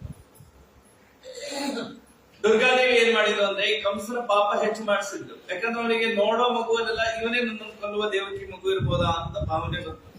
ಹೀಗಾಗಿ ಪೂತನಾದಿಗಳನ್ನ ಕರೆದ, ಹುಟ್ಟಿದ ಎಲ್ಲಾ ಮಕ್ಕಳನ್ನ ಕೊಂದು ಬಿಡ್ರಿ ಅಂತ. 2 ವರ್ಷದ ಒಳಗಿನ ಎಷ್ಟೋ ಮಕ್ಕಳನ್ನ ಕೊಂದಿಸಿದ್ದ ಕಂಸ. ವಾದರಾಜರ ಅಂತಾನೆ, ಮತ್ತೆ ಯಾಕೆ ಕೃಷ್ಣ ಹೋದ? ಅವತ್ತೇ ಕಂಸನ್ ಕೊಲ್ಬೋದಾಗಿತ್ತಲ್ಲ, ಭಯದಿಂದ ಹೋಗಿಲ್ಲ. ಅಲ್ಲಿ ತನ್ನ ಹೆಂಡತಿ ದುರ್ಗಾದೇವಿಯಾಗಿ ಅವತಾರ ಮಾಡಿದ್ಲು. ಅದನ್ನ ನೋಡ್ಲಿಕ್ಕೆ ಬಂದಂತೆ ಎಷ್ಟು ಚೆನ್ನಾಗಿ ಏನ್ ಮತ್ತೆ ಇವನು ಹೆಂಡತಿ ನೋಡೇ ಇಲ್ಲೇನು. ಹೊಸದಾಗಿ ಮದುವೆ ಆದಾಗ ನೋಡ್ಬೇಕು, ನೀವು ಸಂಭ್ರಮ ಇರುತ್ತೆ. ಹೆಂಡತಿ ನೋಡ್ಬೇಕು ಅಂತ ಸಾಯಂಕಾಲ 7 ಗಂಟೆವರೆಗೂ ಆಫೀಸ್ ಇರುತ್ತೆ. ಪರ್ಮಿಷನ್ ತಗೊಂಡು 4 ಗಂಟೆಗೆ ಮನೆಗೆ ಬಂದ್ಬಿಟ್ಟಿರ್ತಾರೆ. ಮದುವೆ ಆಗ 1-2 ವರ್ಷ ಆಗ್ಲಿ, ಇನ್ನೊಂದೆರಡು ಅವರ್ ಜಾಸ್ತಿ ವರ್ಕ್ ಮಾಡ್ತೀನಿ ನಾನು ಅಂತ. 7ಕ್ಕೆ ಆಫೀಸ್ ಪರವಾಗಿಲ್ಲ, 9ಕ್ಕೆ ಮನೆಗೆ ಹೋಗ್ತೀನಿ ಅಂತ. ಹಾಗಾದ್ರೆ ದೇವ್ರೇನ್ ಇವತ್ತು ನಿನ್ನೆ ಮದುವೆ ಆದವನಲ್ಲ, ಅನಾದಿ ಕಾಲದಿಂದ ಆಕೆ ಅವನ ಹೆಂಡತಿ. ಮತ್ತೇನ್ ಆಕೆ ನೋಡೋದು ಇವನಿಗೆ ಉತ್ಸಾಹ? ಯಾಕೆಂದ್ರೆ ದೇವ್ರ ಅಂತಾನಂತ. ಆದ್ರೆ ಎಷ್ಟು ಚೆನ್ನಾಗಿ ಕಲ್ಪನೆ ಮಾಡ್ತಾರೆ ನೋಡಿ. ಲಕ್ಷ್ಮೀ ದೇವಿನೇ ದುರ್ಗಿಯಾಗಿ ಅವತಾರ ಮಾಡಿದ್ನಲ್ಲ, ದೇವ್ರಂತ ನಾನು ಹೆಂಡತಿನಿ ಯಾವಾಗ್ಲೂ ನೋಡೀನಿ, ಆದ್ರೆ ನನ್ನ ಹೆಂಡತಿ ಪುಟ್ಟ ಮಗುವಾಗಿದ್ದಾಗ ಇದ್ದು ಅಂತ ನೋಡೇ ಇಲ್ಲ, ಅದಕ್ಕೆ ಆಕೆ ನೋಡ್ಲಿಕ್ಕೆ ಹೋಗ್ತೀನಿ ಅಂತ. ಎಷ್ಟು ಚೆನ್ನಾಗಿದೆ. ಹೀಗಾಗಿ ಕೃಷ್ಣ ಪರಮಾತ್ಮ ತಾನು ಹುಟ್ಟುತ್ತಾ ಅವತಾರ ಮಾಡ್ತಾ ದೈತ್ಯ ಸಂಹಾರವನ್ನು ಕೃಷ್ಣಾವತಾರದಲ್ಲಿ ಮಾಡ್ತಾನೆ. ಅಸಾಧ್ಯ, ಕಲ್ಪನೆ ಮಾಡ್ಕೊಳ್ಳಿಕ್ಕೂ ಸಾಧ್ಯ ಇಲ್ಲ. 16,108 ಜನರನ್ನು ವಿವಾಹ ಮಾಡಿಕೊಂಡಿದ್ದಾನೆ ಕೃಷ್ಣ. ಏನ್ ಅಪರೂಪದ ಅವನ ವ್ಯಾಪಾರಗಳು, ಬಹಳ ಅದ್ಭುತವಾಗಿದೆ ಕೃಷ್ಣಾವತಾರದ ಮಹಿಮೆ. ಯಾರ್ಯಾರು ದಾಸರಾಗಿ ಹೋಗಿದ್ದ, ಯಾರು ಕೃಷ್ಣನನ್ನ ಮುಟ್ಟದೆ ಹಾಡು ಮಾಡ್ಲಿಕ್ಕೆ ಸಾಧ್ಯ ಆಗಿಲ್ಲ. ಎಲ್ಲಾ ದಾಸರಿಗೂ ಒಬ್ಬನೇ ವಿಷಯ ಕೃಷ್ಣ. ಯಾಕಂದ್ರೆ ಕೃಷ್ಣಾವತಾರದಲ್ಲಿರುವಷ್ಟು ವಿಷಯ ಬೇರೆ ಅವತಾರದಲ್ಲಿ. ಹೀಗಾಗಿ ಅದ್ಭುತವಾದ ಅನೇಕ ಕಾರ್ಯಗಳನ್ನ ಮಾಡಿದಂತಹ ಮಹಾನುಭಾವ ಕೃಷ್ಣ. ತಾನು ಎಲ್ಲ ಗೋಪಿಕಾ ಸ್ತ್ರೀಯರನ್ನು ಉದ್ಧಾರ ಮಾಡಿದ. ಅಲ್ಲೊಂದು ಮಾತು ಬರುತ್ತೆ, ಭಾಗವತ 7ನೇ ಸ್ಕಂದದಲ್ಲಿ ಬರುತ್ತೆ. ದೇವರು ಹೆಂಗ್ ಹೇಳ್ತಾನೆ ಅಂದ್ರೆ, ಒಟ್ಟ ಭಕ್ತಿ ಮಾಡ್ಬೇಕು. ಈಗ ನೀವು ಪ್ರವಚನಕ್ಕೆ ಕರೆಸಿರಿ, ನಾನು ಬರ್ಬೇಕು. ನಿಮ್ದೇನು 6:30 ನಾನು ಬಂದ್ರೆ ಸಾಕು ಪ್ರವಚನ. ನಾನು ಚೆನ್ನೈಯಿಂದ ಫ್ಲೈಟ್ ಅಲ್ಲಿ ಬರ್ಲಿ, ಟ್ರೈನ್ ಅಲ್ಲಿ ಬರ್ಲಿ, ನಡ್ಕೊಂಡ್ ಬರ್ಲಿ, ಈ ಡೇಟ್ ಈ ಟೈಮಿಗೆ ಬರ್ಬೇಕು ಅಂತ ನಾವು ಅಪೇಕ್ಷೆ ಪಡ್ತೀವಿ. ಆರ್ಗನೈಸರ್ಸ್ ಹೇಳ್ತಿರೋರು ಏನ್ ಅಪೇಕ್ಷೆ ಪಡ್ತಾರೆ, ಈ ಟೈಮಿಗೆ ನೀವು ಬರ್ರಿ. ನೀವ್ ಹೆಂಗ್ ಬಂದ್ರಿ ಅನ್ನೋದು ಮುಖ್ಯ ಅಲ್ಲ, ಬರ್ಬೇಕು. ದೇವ್ರು ಅದೇ ಇರ್ತಾನ. ನೀವು ಭಕ್ತಿ ಮಾಡಿ, ನೀವ್ ಹೆಂಗ್ ಭಕ್ತಿ ಮಾಡ್ತಿರೋದು ಮುಖ್ಯ ಅಲ್ಲ. ನಾಲ್ವರು ಹೇಳೋ ಮಾತಿದು ನೋಡ್ರಿ. ಭಯಾತ್ ಕಂಸಃ, ಕಂಸ ಹೆಂಗ್ ಭಕ್ತಿ ಮಾಡ್ದ, ದೇವರೊಳಗೆ ಕಂಸ ಭಕ್ತಿ ಮಾಡಿದ್ದ ಅಂತ. ಹೆಂಗಾದ್ರೆ ಭಯದಿಂದ ಭಕ್ತಿ ಮಾಡ್ದ, ಹಗಲು ರಾತ್ರಿ ಮುಗಿಸ್ತಾ ಇದ್ದ. ಭಯಾತ್ ಕಂಸ. ಗೋಪಿಕಾ ಸ್ತ್ರೀಯರು ಕಾಮದಿಂದ ಭಕ್ತಿ ಮಾಡಿದ್ರಂತೆ, ಎಂಥ ಮಾತಿದೆ. ಪಾಂಡವರೆಲ್ಲ ಸ್ನೇಹದಿಂದ ಭಕ್ತಿ ಮಾಡಿದ್ದಾರೆ. ಈಗ ಒಬ್ಬೊಬ್ಬರನ್ನೊಂಥರ ಭಕ್ತಿ ಮಾಡಿದ್ರು. ಆದ್ರೆ ದೇವರು ಏನ್ ಮಾಡ್ತಾನೆ ಅಂದ್ರೆ ಇದನ್ನು ಫಿಲ್ಟರ್ ಮಾಡ್ತಾನಂತೆ. ಈ ಭಕ್ತಿಯನ್ನ ಫಿಲ್ಟರ್ ಮಾಡ್ತಾನೆ ದೇವರು. ಏನ್ ಮಾಡ್ತಾನೆ, ಅದರಲ್ಲಿರುವ ಭಕ್ತಿ ಅಂದ್ರೆ ಯಾರು ಭಯದಿಂದ ಭಕ್ತಿ ಮಾಡಿದ್ನಲ್ಲ ಕಂಸ, ದೇವರ ಭಯ ಬಿಟ್ಟ, ಭಕ್ತಿಯನ್ನು ತಗೊಂಡ. ಕಾಮದಿಂದ ಭಕ್ತಿ ಮಾಡಿದ್ರು ಗೋಪಿಕಾ ಸ್ತ್ರೀಯರು, ಕಾಮವನ್ನ ಬಿಟ್ಟ, ಭಕ್ತಿಯನ್ನಷ್ಟೇ ತಗೊಂಡ. ಹೀಗೆ ಸ್ನೇಹದಿಂದ ಪಾಂಡವರು ಭಕ್ತಿ ಮಾಡಿದ್ರೆ ಸ್ನೇಹವನ್ನ ಬಿಟ್ಟ, ಭಕ್ತಿಯನ್ನು ತಗೊಂಡ, ಅವನು ಉದ್ಧಾರ ಮಾಡಿದ. ಆದ್ದರಿಂದಾಗಿ ಆ ಪರಮಾತ್ಮ, ಅದಕ್ಕೆ ನಾವು ಏನೇ ಮಾಡಿದ್ರು ಕೃಷ್ಣಾರ್ಪಣ ಹೇಳ್ತೇವೆ. ಕೃಷ್ಣಾರ್ಪಣ ಹೇಳ್ಬೇಕು. ಕೃಷ್ಣಾರ್ಪಣ ಹೇಳದೆ ಅಂದ್ರೆ ಕೃಷ್ಣಾರ್ಪಣ. ನಾ ಈ ಶಬ್ದ ಹಿಂಗ್ ಬಳಸ್ತೇವೆ. ಏನಾದ್ರೂ ಹೋಗ್ಬಿಟ್ರೆ, ಕೈ ಮೀರಿ ಹೋದದ್ದು ಕೃಷ್ಣಾರ್ಪಣ. ಗೋವಿಂದ ನಮ್ಮ ಪಾಲಿಗೆ ಇಲ್ಲ ಅಂತ ಅರ್ಥ. ಹಾಗೆ ಯಾಕೆ ಕೃಷ್ಣಾರ್ಪಣ ಅನ್ಬೇಕು ಅಂದ್ರೆ, ಒಂದು ಹಿಂದಿನ ಅವತಾರ ಅದೇ, ನಾವು ತುಂಬಾ ಹತ್ರ ಇರೋದು ಕೃಷ್ಣಾವತಾರ ದ್ವಾಪರದಲ್ಲಿ. ಇನ್ನೊಂದು ಕೃಷ್ಣ, ಅವನ ಹೆಸರೇ ಕೃಷ್ಣ, ಆ ಕರ್ಷಣೆ ಮಾಡ್ತಾನ, ಆದ್ರಿಂದ ಅವನು ಕೃಷ್ಣ. ನಾವು ದಾನ ಎಲ್ಲ ಮಾಡೋದು ಯಾಕೆ ಕೃಷ್ಣಾರ್ಪಣ ಅನ್ನೋದು? ಆ ಪಾಪಗಳು ಹೋಗ್ಬೇಕು, ಆ ಪಾಪಗಳನ್ನ ಎಳೆಯೋನು ಕೃಷ್ಣ. ಮತ್ತೆ ಬರೀ ಕೃಷ್ಣಾರ್ಪಣ ಹೇಳಿದ್ರೆ ಏನಿಲ್ಲ, ನಮ್ಗೆ ಆ ಪುಣ್ಯ ಬರಲ್ಲ. ಯಾಕೆಂದ್ರೆ ಎಷ್ಟೆಷ್ಟು ದೇವರ ಹೆಸರುಗಳಿವೆ ನೋಡ್ರಿ, ಅಷ್ಟಷ್ಟು ಹೆಸರಿನಿಂದ ದೈತ್ಯರು ಹುಟ್ಟಿಕೊಂಡಿದ್ದಾರೆ. ದೇವರದ ಏನೇನು ಹೆಸರಿದೆ ಅಲ್ಲ, ಆ ಎಲ್ಲಾ ಹೆಸರಿನ ದೈತ್ಯರಿದ್ದಾರೆ. ನೀವು ನೋಡ್ರಿ, ಎಷ್ಟು ಯಾವ್ಯಾವ ವಸ್ತುಗಳಿದೆ ಅವುಗಳಿಗೆಲ್ಲ ನಕಲಿ ಹುಟ್ಟುಕೊಂಡಿವೆ ಅಲ್ಲ. ಒಂದೊಂದ್ಸರಿ ಎರಡನ್ನು ಪಕ್ಕಕ್ಕಿಟ್ರೆ ಆ ಮೇನ್ ಯಾರು ಇರ್ತಾರಲ್ಲ, ಒರಿಜಿನಲ್ ಮ್ಯಾನುಫ್ಯಾಕ್ಚರ್ ಮಾಡೋರು, ಅವನಿಗೆ ಡೌಟ್ ಬರ್ಬೇಕು, ಅಷ್ಟು ಪರ್ಫೆಕ್ಟ್ ಆಗಿ ಕಾಪಿ ಮಾಡಿರ್ತಾರೆ, ಆದ್ರೆ ಕ್ವಾಲಿಟಿ ಇರೋದಿಲ್ಲ. ಅಂತವೆಲ್ಲ ನಮ್ಗೆ ಸಿಗತ್ತಿವತ್ತು ಜಗತ್ತಿನಲ್ಲಿ. ಹಾಗೆ ಬರೀ ಕೃಷ್ಣಾರ್ಪಣ ಅಂತ ಬಿಟ್ರೆ, ಈ ದೈತ್ಯ ಇದ್ದಲ್ಲ ಕೃಷ್ಣ, ಕಾಯ್ತಿರ್ತಾನ, ಅಪಹಾರ ಮಾಡಿರ್ತಾನ ನಮ್ಮ ಪುಣ್ಯವನ್ನ. ಅದಕ್ಕೊಂದು ನಾವು ಏನ್ ಹಾಕ್ಬೇಕು ಅಂದ್ರೆ ಆಂಟಿ ವೈರಸ್ ಹಾಕ್ಬೇಕು. ಅದೇನು ಅಂದ್ರೆ ಭಾರತೀಯ ರಮಣ ಮುಖ್ಯ ಪ್ರಾಣ ಅಂತ. ಈ ಆಂಟಿ ವೈರಸ್ ಹಾಕಿದೆ ಅಂದ್ರೆ ಅಳ್ಳಾಡ್ಲಿಕ್ಕಿಲ್ಲ ನಮ್ಮ ಕರ್ಮ, ದೇವರಿಗೆ ಮುಟ್ಟಬೇಕು. ವಾಯುದೇವ ಕೆಲಸ ಮಾಡ್ತಾರೆ. ಅದಕ್ಕೆ ನಾವು ಏನೇ ಕರ್ಮ ಮಾಡ್ಬೇಕಾದ್ರೆ ಬರೀ ಕೃಷ್ಣಾರ್ಪಣ ವಸ್ತು ಅನ್ಬಾರ್ದು, ಕೃಷ್ಣಾರ್ಪಣ ಅನ್ನದೇ ಇರಬಾರ್ದು. ಭಾರತೀಯ ರಮಣ ಮುಖ್ಯ ಪ್ರಾಣ ಅಂತರ್ಗತ ಕೃಷ್ಣಾರ್ಪಣ ವಸ್ತು. ಅವಾಗ ನನ್ನ ಪುಣ್ಯ ಗಟ್ಟಿ ಆಯ್ತು, ದೇವರಿಗೆ ಸೇರಿ. ವಾಯುದೇವ ಪ್ರಾತ ಸಂಕಲ್ಪ ಗದ್ಯದಲ್ಲಿ ಈ ಮಾತು ಹೇಳ್ತಾರೆ ರಾಘವೇಂದ್ರ ಸ್ವಾಮಿ. ಕೊನೆಗೆ ನಮ್ಮನ್ನು ಕರ್ಕೊಂಡು ದೇವರ ಮುಂದೆ ನಿಲ್ಲಿಸಿ, ಅನಾಥಂ ದೀನಂ ಏನಂ ಶರಣಾಗತಂ ಉದ್ಧರ ಅಂತ ರಾಯರು ಹೇಳ್ತಾರೆ. ವಾಯುದೇವರು ನಮ್ಮ ಪರವಾಗಿ ಪ್ರಾರ್ಥನೆ ಮಾಡ್ತಾರಂತ, ರೆಕಮೆಂಡ್ ಮಾಡ್ತಾರಂತ. ದೇವ್ರ ನಮ್ಮನ್ನ ನಮ್ಮ ಫಾರ್ಮ್ ನೋಡದೆ ಸೈನ್ ಹಾಕಿ ಕಳಿಸ್ಬಿಡ್ತಾರೆ ಮೋಕ್ಷ. ಹೀಗಾಗಿ ವಾಯುದೇವರ ಪಾತ್ರ ಬಹಳ ದೊಡ್ಡದಿದೆ ಅಂತ ರಾಘವೇಂದ್ರ ಸ್ವಾಮಿಗಳು ಪ್ರಾತ ಸಂಕಲ್ಪದಲ್ಲಿ ತಿಳಿಸಿಕೊಡ್ತಾರೆ. ಹೀಗಾಗಿ ಕೃಷ್ಣನ ರೂಪದ ಚಿಂತನೆ ಯಾವಾಗಲೂ ಮಾಡಬೇಕು. ಇದಾದ ಮೇಲೆ ವೇದವ್ಯಾಸ ರೂಪ, ಇಂತಹ ಅದ್ಭುತವಾದ ರೂಪ. ವೇದವ್ಯಾಸ ದೇವರ ಅವತಾರದ ಕಥೆ ಕೇಳಬೇಕು, ಭಾರಿ ಮಜಾ ಇದೆ. ಸತ್ಯವತಿ ದೇವಿಯಲ್ಲಿ ನಡುಗಡ್ಡೆಯಲ್ಲಿ ಅವತಾರ ಮಾಡ್ತಾರೆ. ಜಯತಿ ಪರಾಶರ ಸೂನು ಸತ್ಯವತಿ ಹೃದಯ ನಂದನೋ ವ್ಯಾಸ. ಸತ್ಯವತಿಯ ಸಂಘವನ್ನ ಪರಾಶರರು ಮಾಡ್ತಾರೆ ನದಿಯ ಮಧ್ಯ ದ್ವೀಪದಲ್ಲಿ. ಅಲ್ಲಿಯೇ ಆಕೆ ಮಗುವನ್ನ ಪಡಿತಾಳೆ, ಅವರೇ ವೇದವ್ಯಾಸ ದೇವರು. ಆದ್ದರಿಂದ ವೇದವ್ಯಾಸ ದೇವರಿಗೆ ದ್ವೈಪಾಯನ ಅಂತ ಒಂದು ಹೆಸರಿದೆ. ದ್ವೀಪದಲ್ಲಿ ಹುಟ್ಟಿದ್ದಾರೆ ವೇದವ್ಯಾಸ ದೇವರು. ವೇದಗಳ ವಿಭಾಗವನ್ನ ಮಾಡಿದ್ರು ನಮಗಾಗಿ.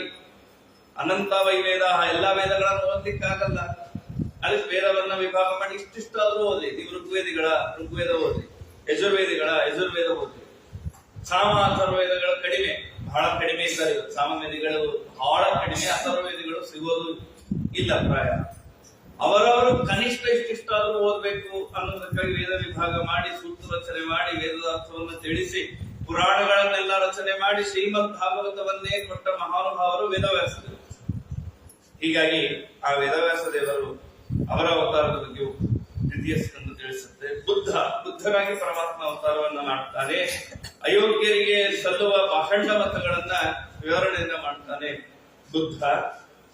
ಆದ್ರೆ ಸಮೀಚೀನವಾದ ತತ್ವ ಅವರಿಗೆ ಸಿಗದೇ ಇದ್ದಂತೆ ಮಾಡುವವನೇ ಬುದ್ಧ. ಹೀಗಾಗಿ ಯಾರ ಮನೆಯಲ್ಲೂ ರಾಮನ ಪ್ರತಿಮಾ ಇರ್ಬೋದು, ಲಕ್ಷ್ಮಣ ವೇದವ್ಯಾಸ ದೇವರು, ಐಗಿರಿ ದೇವರು, ಕೃಷ್ಣನ್ ಪ್ರತಿಮಾ ಇದೆ, ಯಾರ ಬುದ್ಧನ ಪ್ರತಿಮಾ ಇಲ್ಲ.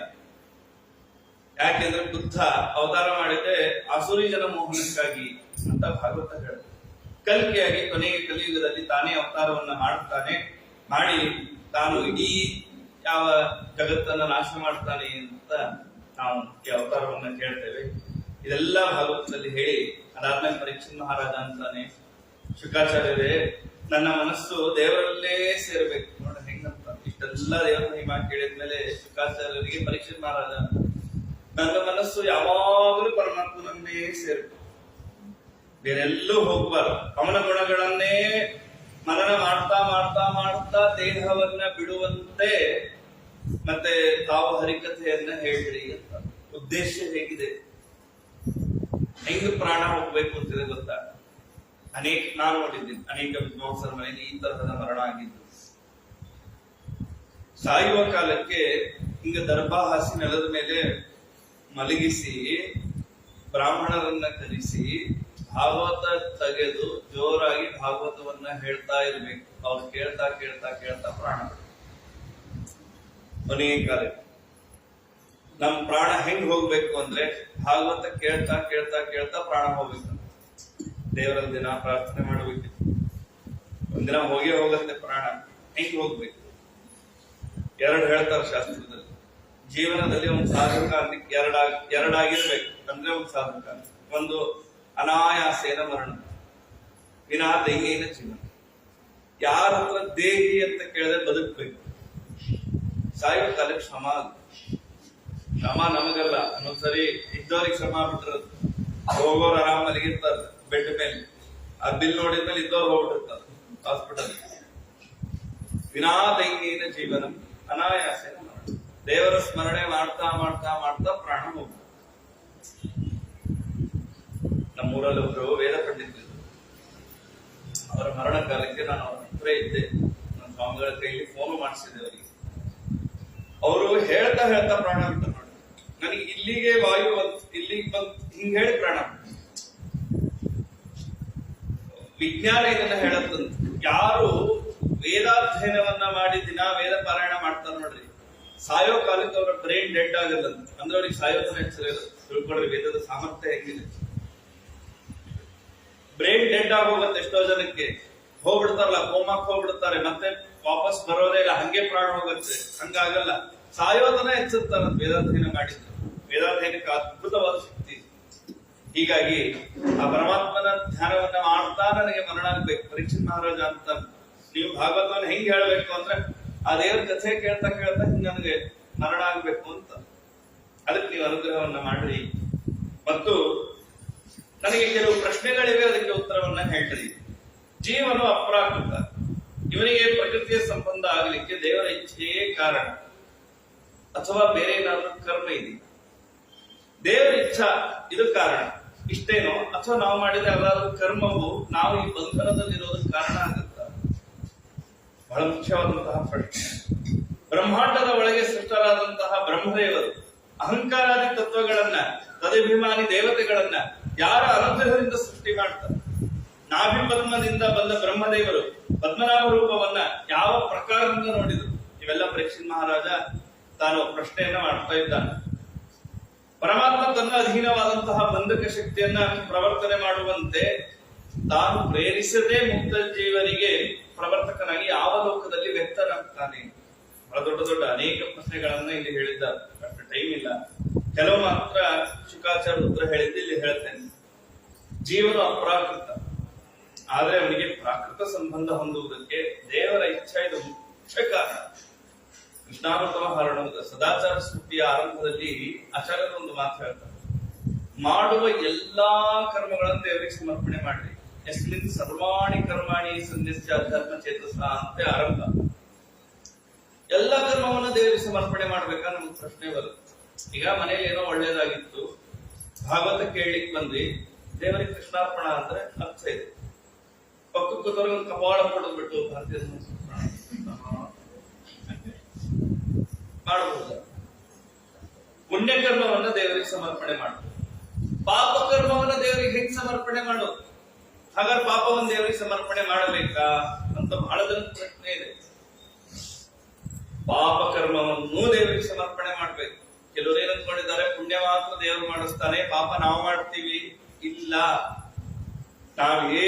ಏನೂ ಮಾಡ್ಲಿಕ್ಕೆ ಸಾಧ್ಯ ಇಲ್ಲ. ನಾವು ಅಸ್ವತಂತ್ರ ತಮ ತಮ ತಮ ದೇವರೇ ಮಾಡಿಸ್ಬೇಕು.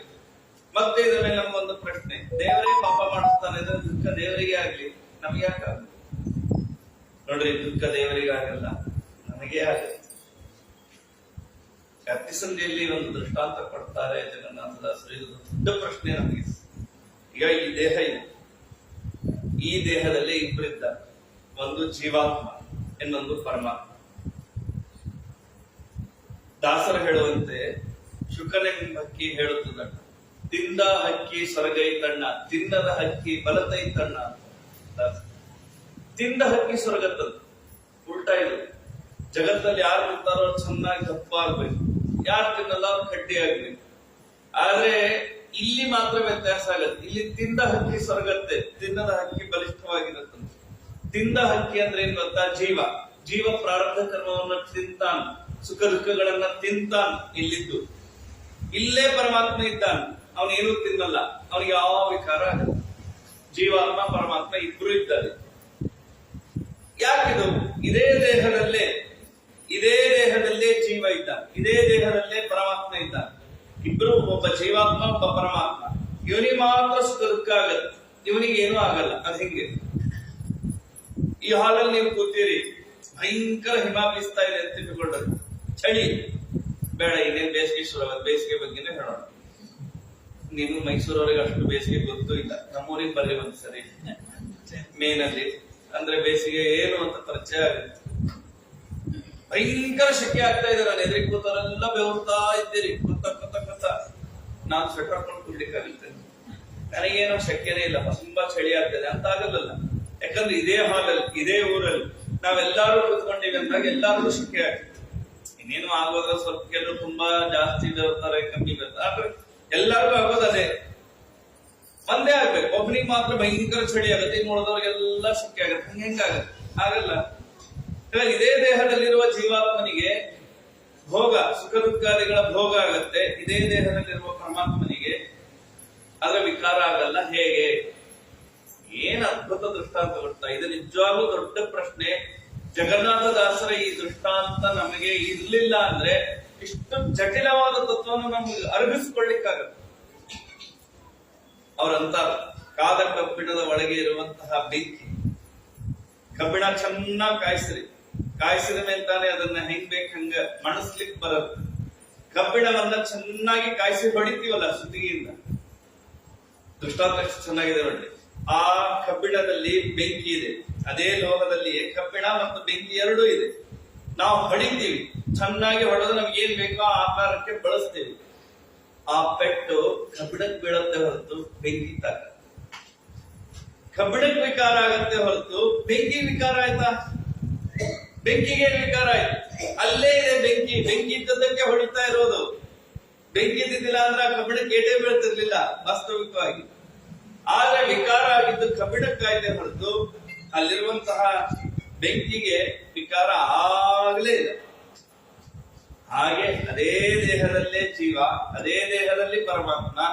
ಜೀವನಿಗೆ ವಿಕಾರ ಆಗತ್ತೆ ಹೊರತು ಪರಮಾತ್ಮನಿಗೆ ವಿಕಾರ ಆಗುತ್ತೆ. ಎಷ್ಟು ಅದ್ಭುತವಾದ ಒಂದು ದೃಷ್ಟಾಂತದಿಂದ ದೊಡ್ಡ ತತ್ವವನ್ನ ಜಗನ್ನಾಥದಾಸರು ನಮ್ಮ ಒಳಗೆ ಇಳಿಸ್ತಾರೆ. ಇಲ್ಲೇ ಇದು ನಾವೇನ್ ಬೇರೆ ಹೇಳಿದ್ರು ಅರ್ಥ ಆಗ್ತಿರ್ಲಿಲ್ಲ, ಆದ್ರೆ ದೃಷ್ಟಾಂತದಿಂದ ಅಷ್ಟು ಸರಳ ಮಾಡ್ತಾರೆ. ವ್ಯಾಪ್ತಿ ಸಂಧಿಯಲ್ಲಿ ಈ ಮಾತನ್ನ ಜಗನ್ನಾಥದಾಸರು ತಿಳಿಸಿಕೊಡ್ತಾರೆ. ಹೀಗಾಗಿ ಆ ಪರಮಾತ್ಮ ದೇಹದಲ್ಲಿ ಅವನಿರ್ತಾನೆ, ಆದ್ರೆ ಅವನಿಗೆ ಈ ದೇಹ ನಂದು ಅನ್ನೋ ಅಭಿಮಾನ ಪರಮಾತ್ಮನಿಗೆ, ನಮಗಿದೆ. ಎಲ್ಲಿ ಅಭಿಮಾನ ಇದೆ ಅಲ್ಲಿ ದುಃಖ ಇದೆ.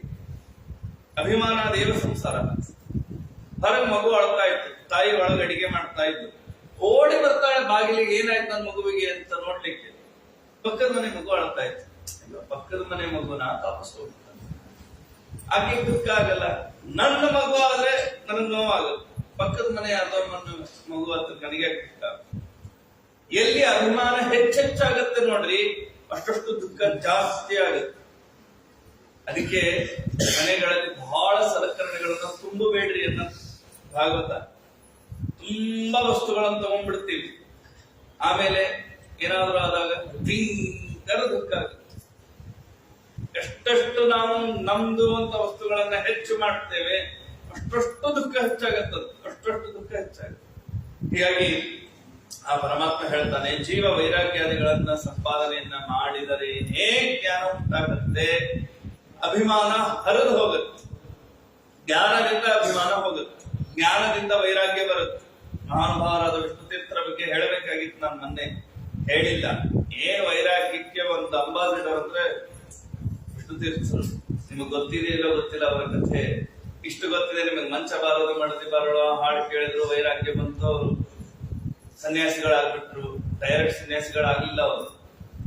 ವೈರಾಗ್ಯ ಬರುತ್ತೆ, ಮನೇಲಿ ಏನಾದ್ರೂ ಬೇಜಾರಾದ್ರೂ ವೈರಾಗ್ಯ ಬಂದ್ಬಿಡುತ್ತೆ. ಮನೆಯಲ್ಲಿ ಯಾರೋ ನಮ್ಮ ಮಾತು ಕೇಳಿಲ್ಲ, ಮನೆಯಲ್ಲಿ ನಾನು ಅನ್ಕೊಂಡಿದ್ದಾಗಿಲ್ಲ, ಸಿಟ್ಟು ಬರುತ್ತೆ. ಏನ್ ಸಂಸಾರ, ಏನ್ ಹೇಳ್ತಿ, ಏನ್ ಮಕ್ಕಳು ಬಂದ್ ಮಟ್ಟಕ್ಕೆ ಕುತ್ಕೊಂಡ್ಬಿಟ್ಟಿರ್ತಾರೆ.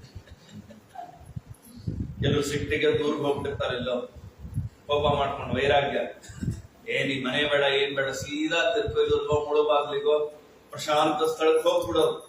ಯಾರಿ ಮನೇಲಿ ಹೇಳಲ್ಲ, ಎದ್ದೋಗ್ಬಿಡ್ತಾರ.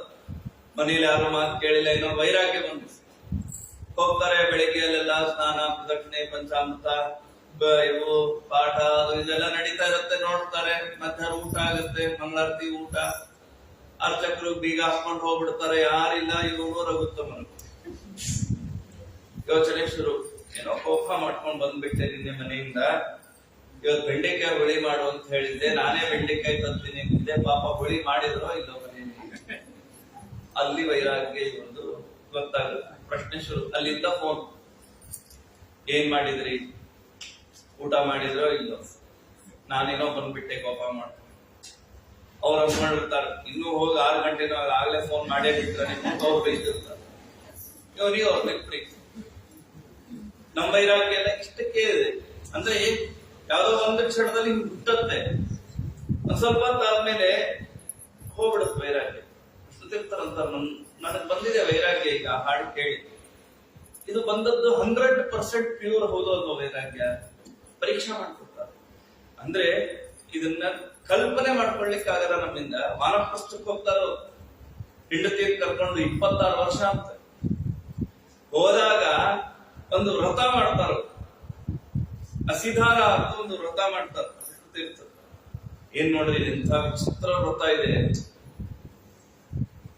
ದಿನಾ 12 ವರ್ಷ ಗಂಡ ಹೆಂಡತಿ ಅಕ್ಕಪಕ್ಕ ಮಲ್ಕೋತಾರೆ, ಮಧ್ಯದಲ್ಲಿ ಒಂದು ಖಡ್ಗ ಇಟ್ಕೊಂಡಿರ್ತಾರೆ. ಅಸಿಧಾರ ವ್ರತ ಅಂದ್ರೆ ಇದು. ಖಡ್ಗ ಇಟ್ಕೊಂಡಿರೋದು ಮಧ್ಯದಲ್ಲಿ. ವಿಷ್ಣು ತೀರ್ಥರಂತಾರೆ 12 ವರ್ಷ ಈ ವ್ರತ ಮಾಡು. ಅಕಸ್ಮಾತ್ ಒಂದು ದಿನ ನನ್ನ ಮನಸ್ಸಿಗೆ ಏನಾದರೂ ವಿಕಾರ ಆದ್ರೆ ನಾನ್ ತಲೆ ಕತ್ತರಿಸ್ಕೋತೀನಿ, ನಿನಗೆ ವಿಕಾರ ಆದ್ರೆ ನೀನ್ ತಲೆ ಕತ್ತರಿಸ್ಕೋಬೇಕು ಅಂತ. ತಮಗ್ ಬಂದಿರೋ ವೈರಾಗ್ಯ ಹೌದು ಅಲ್ವೋ ಅನ್ನೋದನ್ನ ಪರೀಕ್ಷೆ ಮಾಡ್ಕೊಳ್ಳಿ 12 ವರ್ಷ ಕಾಯ್ತಾರೆ. ಸಿದ್ಧಾರ ವ್ರತ ಮಾಡಿ ಮೋಹ ಮಾಡ್ಲಿಕ್ಕಾಗಲ್ಲ ಇದೆಲ್ಲ ನಮ್ಗೆ. ಹಾಗೆ ವಿರಕ್ತರಾಗಿ, ಏನ್ ವೈರಾಗ್ಯ ಅಂದ್ರೆ ಅದು ವೈರಾಗ್ಯ.